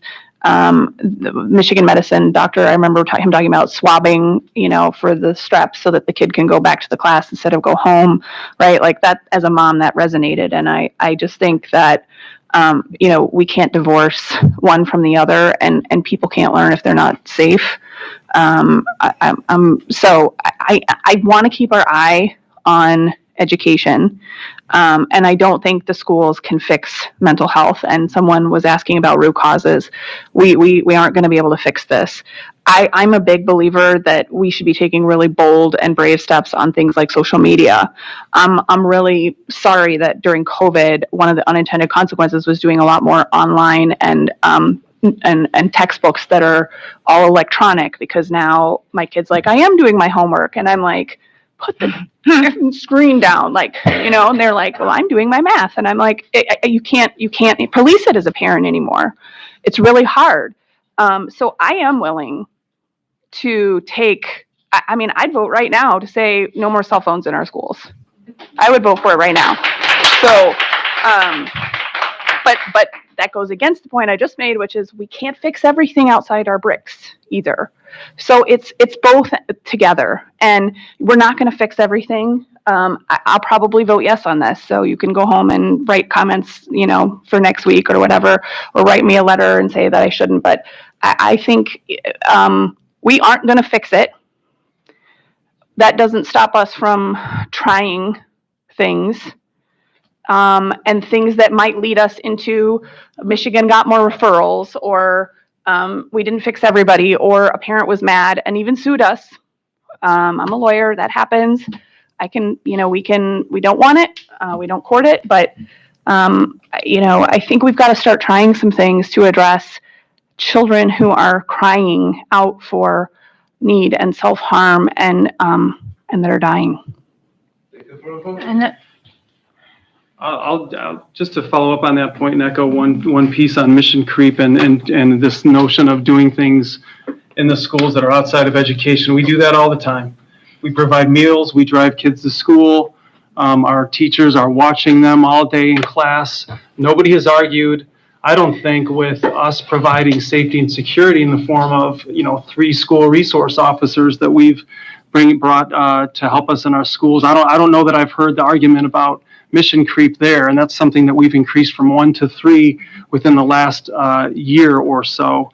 And so, we do a lot in our schools. Education is at the top of that list. If you haven't noticed, we're hyper-focused on education, but we do have to do some things to take care of our kids as well, and this, in my mind, is included. But I think that the idea of pushing this as a special call meeting next week, amending our agenda, tonight's agenda, to remove and place item 11 on the agenda for that special call meeting sounds like a worthy idea to me. I don't want to talk folks into it or other comments. It sounds like we have a consensus there. Anyone against that? Karen, what do you? no, I'm for it. Any other questions while we got the group here or dialogue, things that anyone wants to air or talk about? You got 4 votes, take it to a vote, man, let's get this over with. I wanted to note too that when people talk about whether or not Northville has a need, right, I was thinking about lunches, right, that we have these free lunches and, how much is it being utilized, right? For me, that was because we're never going to get a perfect survey. It's not, so what are the different data points that we can look at? So in October, we had 53% of our students who took lunches. In November, we had 53% who took lunches. In December, we had 54% who took the free lunches. Across the district? Yeah, across the district. I was like, okay. I know what it looks like in my house. But to me, that was enlightening. I was also looking back to when we had our COVID sites, our COVID vaccination sites. Those were so well done, right, that MDHHS kept saying, yes, let's partner with Northville again. Let's partner with Northville again. The first vaccine clinic we had at the high school, 900 people were vaccinated. The following one, 700 were vaccinated. The next one at the middle school, similar numbers, almost 700 people, 800 people. I mean, these are clinics that were well run because of the way that we do things and well received and efficient, right? And it was, I don't know, I thought that was really a success, and I wanted to point that out, that as we're thinking about how will this be successful, will it be utilized, will people want it? So there's a difference between. Sir, Mr. Morrell, public comment is coming up. I'm sorry, nope. Scott, this is the 3rd time you've done this, at least tonight. We're going to get to another period of public comment, and you'll be free to make public comment. There's 3 minutes waiting for you if you want it. Vote on it, man, you guys made up your mind. It's up for What do we think? Amend the agenda? So moved. Don't be shy about it, take a vote. We just told you the reasons that we're waiting to vote on this, so. Motion sir? number 65, that the board amend the agenda to remove 11 and make the non-affiliated contract the new 11. Yeah, amend the agenda, you have to sit there and Robert Rules of Order. You have to sit there and put the agenda, what's it called? Is that how you do it? Support for that? Yeah. Do we have support? Support. So I have a motion properly presented by Ms. Prescott and supported by Ms. McIntyre. Any discussion on our, or the presentation on our non-affiliated contract here, or discussion? Violation of the Open Meetings Act. Oh. Yeah. Was it my? I'm sorry, yeah. I supported it, yes. Okay, my apologies. Ms. Meyer. Okay, so that was to remove 11, right? To amend the agenda to table. I don't know who this is. Scott, we're already on tape, friend. I want my own. Oh, okay. It's on YouTube for anybody who wants it. All right, all those in favor? Aye. Any opposed? All right, the motion passes. I'll turn it over to Ms. Prescott on our next item. That would be our non-affiliated contract. It's motion number 66 that the board award a one-year prorated non-affiliated contract to Carla Kennedy as student record specialist for the 23-24 school year as presented. So I have a motion properly presented by Ms. Prescott and supported by Dr. Campbell Boytel. Any discussion on this item? I'm sure. Necessary? Yep. This would be easy.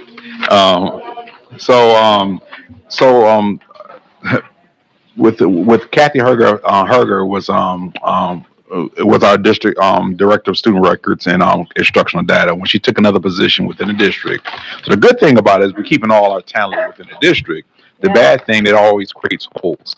And so when that position became open, we posted that position. We had interviews, and Carla, who has been working, she worked at the high school for several years. She had been working at high school since 2017 as a testing coordinator at Northville High School. So she had just recently came over to HR.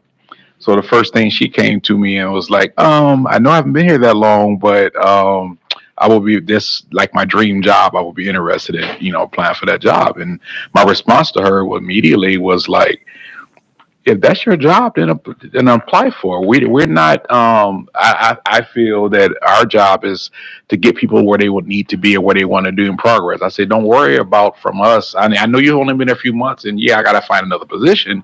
But so she interviewed, and it was very obvious from her time in the district, knowledge of our systems, and more importantly, the relationship she has with the relevant people she's going to have to use on this job. She was the obvious choice for this position. So that being said, I'm honored to be able to make this recommendation to the board. All right, sounds like a wonderful move. It's nice to Any retain questions? our talented. Yes, people, isn't it? agreed. Which just causes me another hole. There we go. All right. Falling like dominoes. Whack-a-mole. All right, all those in favor? Aye. Any opposed? All right, welcome to the new role, Ms. Kennedy. Welcome aboard. That brings us to number 13, added agenda items for this evening. It's 12. It's 12 now, are you? Yeah. Well, I guess, no, you're right. Yeah, they it's stayed, the motion right? in that one. Sorry, you're right. Added agenda items. Ms. Irving? I thought we renumbered. Any? All right. This brings us to our third opportunity for public comment tonight. I don't have any new cards in front of me.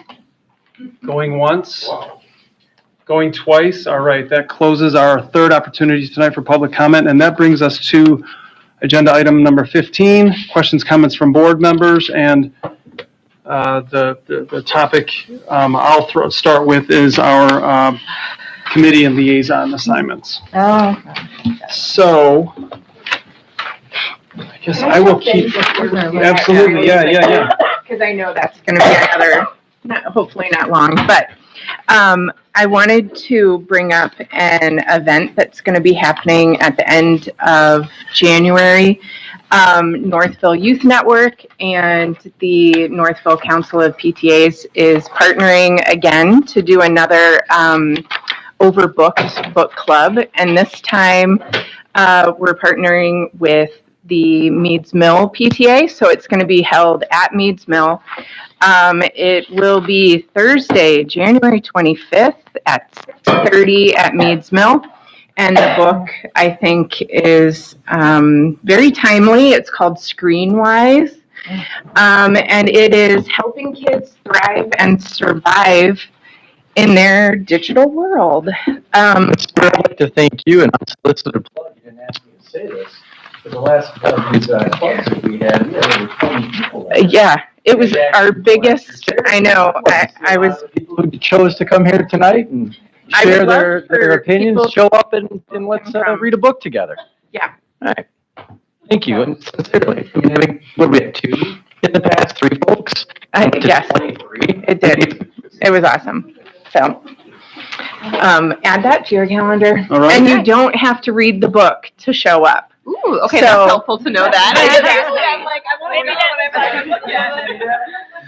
You do Absolute not best have thing to about read the book club. Yeah, it's perfect. Yeah, Northville Youth Network puts together all the questions, they facilitate the conversation, and we just get to have conversations with other parents. So it's really great. So, I just want to add, we don't follow Robert's Rules of Order.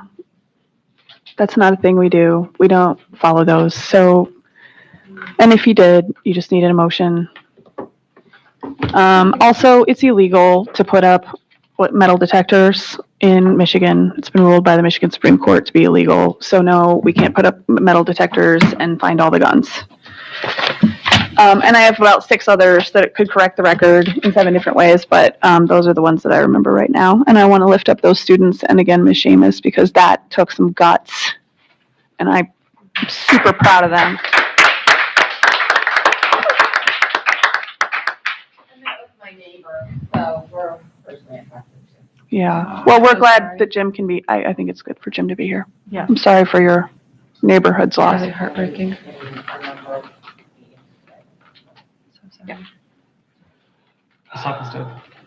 Just a quick question.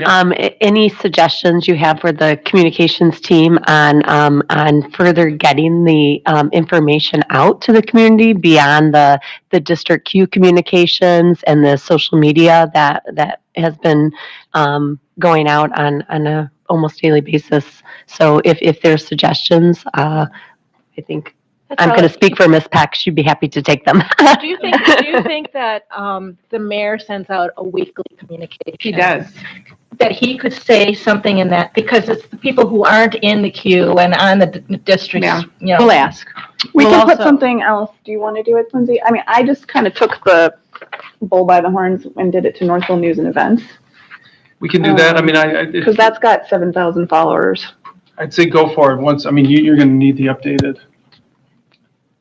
posting right from the communications group with the new information rather, and you Yeah, can the post news- it. I mean, You it's can out use there. that to Post from last It's out there. Monday. Yeah. Okay. So we're meeting Slide next deck. week on this? Yes. Okay, so that'll be a special call board meeting. Right. And I'll say, which bears repeating, like, people spent their night here and, you know, they don't have to do it again because I took pages of notes. We heard you, we have recordings, and it doesn't count less because you weren't the last one to talk. And I don't mean that being the last one to talk is bad, Jenna. Or whoever it is, but like, you know what I mean? Like, it doesn't go away because it's next week. Right. We have all the emails, we have all the communication, and I think we're all taking, all of it has weight. So I think it's important. All right. Let's bring us back to committee appointments. So Jim has expressed interest in, I think, finance and Parks and Rec. So if other folks would help me kind of keep score here, who has major preferences? I don't have any. I'd like to stay on Wayne County. Are we down at the bottom one, or that we're talking about the one at the committees? Right now We're we're talking about both. Oh, okay. Well, I would like to stay the two that I have there, unless someone I else don't would have the like. buildings here on this list. The Wayne County and the MASB. The Wayne Risa? Is that Yes. the Wayne County? So you want to stay on Wayne Risa and the MASB? Yes. Okay. Unless other people have feelings about being on other of those. What about, would you be interested in land? I'd like to get off of land. That's Legislative Action Network? Can you talk to me about what? But, you know, isn't that an interesting thing?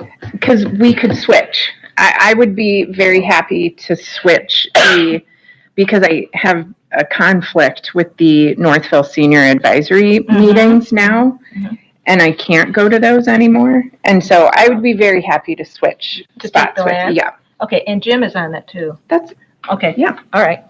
that sounds good. Unless he doesn't want to. I was gonna say, did he reach out about any committee? I don't remember him In his saying. email, Parks and Rec and Finance was his Those were his two. He needs to be, he really wants those. Yeah, okay. How about, what if we talked about what we want to change? That's a good idea. Yeah, And then that's fine everything stays too. the same unless you say. We could do that. Well, I'm glad I spoke up. I think that it would be a great opportunity for one of my co-members on policy to step up and be the chair of that committee. Because I'm the chair. You do read some resolutions, A, B, C, D. Sometimes I talk about, sometimes it's hiring. But just like in terms of mentorship and board development, I don't gain any important, status in my life from being the chair of that committee, and I'm happy to help. But I'd like to stay on it. I'm fine being chair. Okay. Awesome. I would definitely support that. All right, Karen, let's just start penciling this stuff in. Communications, does anybody have a strong desire to be on that or lead that? We can keep that one, we can kind of pencil that as Yeah, I'd like staying to the stay on same. that. All right. Instructional services, that is, Jim is. I'd like to be the primary person on that. I don't think Jim mentioned it, so maybe he did would. not, be that's just- true, let's. There's a let's- team, it's a group. I mean, it's not like he's all. Yeah. Did we talk about finance, treasurer, Jim? I'd like to remain on finance. Okay, And I'll be let's the- keep that. So it'd be the three I'll of be you. the chair. Yeah, that way the committee stays the same. Right. Instructional communications, we talked about everybody's fine on policy HR. All right. That brings us to our organizations and representatives. I'll just open up, I'm not looking to get off it by any means, but the NEF, I've done that for a couple of years. I love doing it. I love working with those guys, but any strong desires, folks, to be on that instead? I trade DDA with you, but I'm happy to be on DDA and just stay Yeah. put. So, I mean, I wouldn't. Let's not do it just for the sake of doing a trade. Okay, Yeah. okay. Anybody else? I cannot do it, so. Yeah, same. Yeah. All right, let's go to our schools. So Is that listed somewhere? it is not listed. It's So we not. have the high school, I'm the Hillside, high school Meads. liaison. I'd like to keep my liaison because I've invested a lot of time into it. You're Hamilton. I'm at Winchester in high school.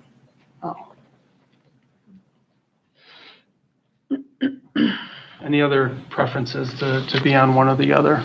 Otherwise, give me the names of the ones you're on. I don't remember. I'm them on off the top Thornton of my Creek. head. I keep missing their meetings because it's a conflict with my schedule, but I like being there when I can. They often have Tuesday night meetings. Yeah. So does Hillside, I think. So does right? Code. The Yeah. Hillside is Thursdays. Thursdays is Hillside, all right. It's Zooms though. Is it still Teams? Yes, it is Teams. I've done my best to make Meads. I'm happy to stay with Meads in Silver Springs unless someone wants them. Let's put you down here. Who's doing Ridgewood? I'm just. Are you I'm not actually. I think Lindsay is currently Hillside. Yeah. Did somebody just say Hillside? We were, I was just wondering what Melissa was. Jim was on the list for Ammerman, but I'm not sure that fits his schedule. He did speak up about that. So I am at the Ammerman anyway, so if you need to fill a filler, I could cover it. Who has Ridgewood? I do. Oh, okay. Okay. And I'm very Moraine. happy. I do. I have Moraine and Ridgewood. I'm happy to keep those, but I know, if you want, because I think, is it Cook has Cook Tuesday right now. nights? Difficulty though, I think, Maureen and Ridgewood, do they meet during the day? They alternate. Oh, Mhm. well, I can make. Why don't we check back in with him next week? Yeah, Like that's a this good to be idea. our pencil and. Jim, maybe. All right, that looks pretty filled in to me. Fast work. I appreciate that. Thank you. I think everybody appreciates that. I was also doing the the early LBS, segment. but they are, Yeah, they don't really. But maybe, I was gonna say something about Kinderstaying. Yeah, maybe that'll change. Maybe that would be a good thing to kind of- We should add Kinderstings to it, huh? Or they would be at So excited. different buildings, so But would there be a meeting for the Kinderstaying separate from the probably building? not, because it would be in the Yeah. building. Well, yeah. yeah, I can reach out to the building and see what's up in terms of the meeting and what they're meeting for. I mean, I went to a meeting where they were planning their marches reading month activity. So it doesn't necessarily have to be like a formal PTA meeting to have representation there. I mean, they don't have a PTA, so obviously it's not going to be a formal PTA meeting, but any sort of formal meeting where they're discussing, they could be discussing a specific topic, and it's still good to know information and meet people that are families at the school. Well, and you can bring back, hints of concerns and things. Or invitations to Marcia's reading night. Right. I keep making shout outs, and I don't mean to step on the end of that conversation if that was, No. but in my mind was, I said it once, but Darby, that was a great presentation, especially it was after a tense moment in the meeting, and it was very informative and thorough and answered a lot of the FAQs. So I haven't gotten to hear as much. I mean, we've on this one other meeting, but I thought that was really well handled. And enjoy being president. All right, yes. It's going to be great. I have a question about the special call. Are we doing that after the committee of the whole thing? Is that we're going to do immediately following? That's what I do. 'Cause then What's that agenda look like? Pretty full? We haven't had a committee of the whole. Yeah. That's why I'm going to do it after. I mean, I think that, Target like 8:00 as opposed to time for that, and then it'll say immediately following, but like kind of targeting 8:00 is our. do we think that's enough time, actually? I don't know. I mean, we never finish committee the Yeah. whole before 11, right? So Right. We have to. Yeah. So, I mean. True story. There's a lot of, there's a lot on the agenda, and I just don't know necessarily how long everyone needs, in terms of the whole team. But we have, things that I think maybe have to get discussed. do we want to move committee of the whole to 5? Move it up.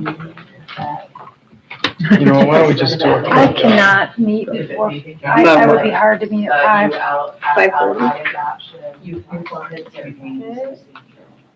Like, I'm just wondering, like, time-wise, do you think Unfortunately, an hour? I know where I am next Committee week. of the whole, is it just those two? No. maybe do There's the 5:45, but I don't want to. accountability, there's, grading. Did you say 5:35? I said 5:45. Yeah, is a lot. there's a lot of things. English action maybe 10 or What's 15 minutes, because I think they're also going to have like the teachers. They're talking about the Grading. agenda. There's English adoption, there's grading. Yeah. There's a lot of things. What else besides grading that's grading-esque? No, this is a meeting planner, this isn't necessarily mean it's happening, this is where we put things that we want to talk about. AF accountability index. Yeah, that'll be a quick report out, and that could even be something that we put in That's the, just you just happening put- legislatively, Yeah. right? You maybe have we a- just the stop it. U5. Is it lengthy? And then English 9, I'm not sure about that. I don't know how long if that needs to happen at this particular meeting, or if that's. say that again, I'm sorry, Megan. Virtual consortium. I think that might be a signature type of thing, but we'll have to wait for Aaron to, Okay, you know, AI discussion, that's something we could push. okay, and then the grading discussion. That could be really big. Is grading the grading standards kind Yeah, of thing? we're just, capitalizing or listening to the criticism and feedback we had last year as far as, bringing it, iterations forward so it's not so late. I'll just say that when we do that, it can still change because the committee meets every month. So what we may go over next week could change if we do it again in February or March. But I think that was a really important aspect that was brought up, I know, to me about that situation. I want to make sure we honor it. What if we took it as, I mean, this is just spitballing, but, and you're, Riots on there. it's Hefe. But, It's the start same calling you three that. of us. That's Yeah, gonna be it's your, the same. your fancy So I name. don't know why. it's on there. I What was if we took wondering it as what kind of- advisement, fill out information, maybe some questions, but it's advisement? Like, On you're, grading? you're like, I mean, like, if we know that it's coming back and we'll see it, and I mean, we could give written comments, you know what I mean? Like, Yep. if that would kind of bring it from like, okay, well, this is your one chance to talk about this, to like, I agree. Yeah. Here's some advisement, here's what we're thinking, here's where we think the pressure points are. But wait, you're saying give you that in writing rather than make it a topic to discuss? No, I'm saying, do whatever you're gonna do in writing, discuss, but it's more informational to us. Oh, no, that was the intent. The intent was, last year, I'll readily admit that we should have given an update earlier in the process. Like, it's something that It's a needs to committee happen. feedback. It needs to happen. It's a feedback. It's just now sitting with the vote next week and, you know, the passion around it, just being mindful. And I know it's late, and for many of us, we didn't even sleep last night because of what happened. And I might sound a little blanket here, but I mean, we could have one agenda item, or we could have 5, and we seem to find a way to go 3 to 4 hours with it. So we need to be I'm saying it, look, I'm part of it. We need to really, what I saw tonight, be mindful of what we try to put in and fit for next week. And grading was something that was very, and should have been, very important to each of you. And would have been a lot better had we had the time to really have you ask the questions to help Aaron as he leads that committee, to guide him.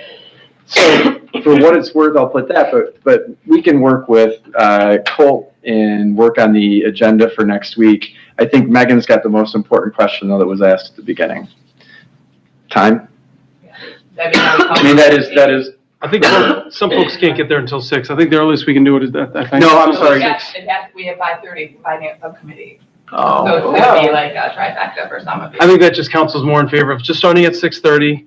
Do grading informational for now. People can always raise questions and comments from board members. We get the check for having given it to us ahead of time. Okay. And let's maybe see what you can do to trim down the committee, the whole agenda if possible, I think, because we probably are going to be. Some stuff has been waiting. I don't know if I can take you seriously right now. You just said there were things that could be. that much. No, whether it's 1 or 5, it doesn't matter. It can go 3 hours. Like, the thing is, like, We dig in deep. Let's talk. That's what we do.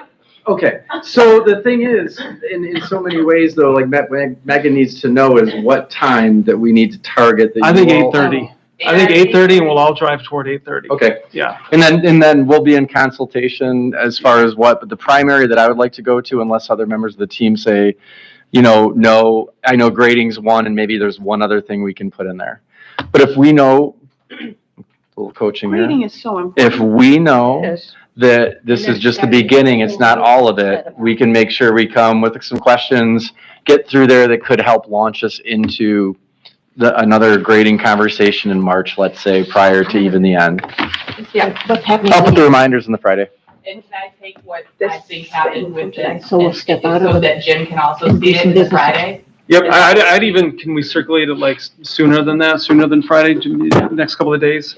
Do you need my notes, or you think you got it? I think I got it. Okay.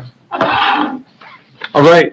Let's, anything else? Questions, comments? I just wanted to thank those of you who in your positions that are in front of your names right now for your service this past year and everything that you did. And we are not allowed to call ourselves new anymore. We're sophomores. Okay. So we are no longer new, right?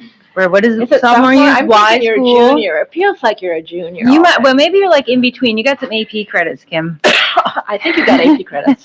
No, you did, because you were a little earlier on that. Oh, all right, okay. Just thank you to everyone for all of your service last year and your role and all your mentorship. I really appreciate it.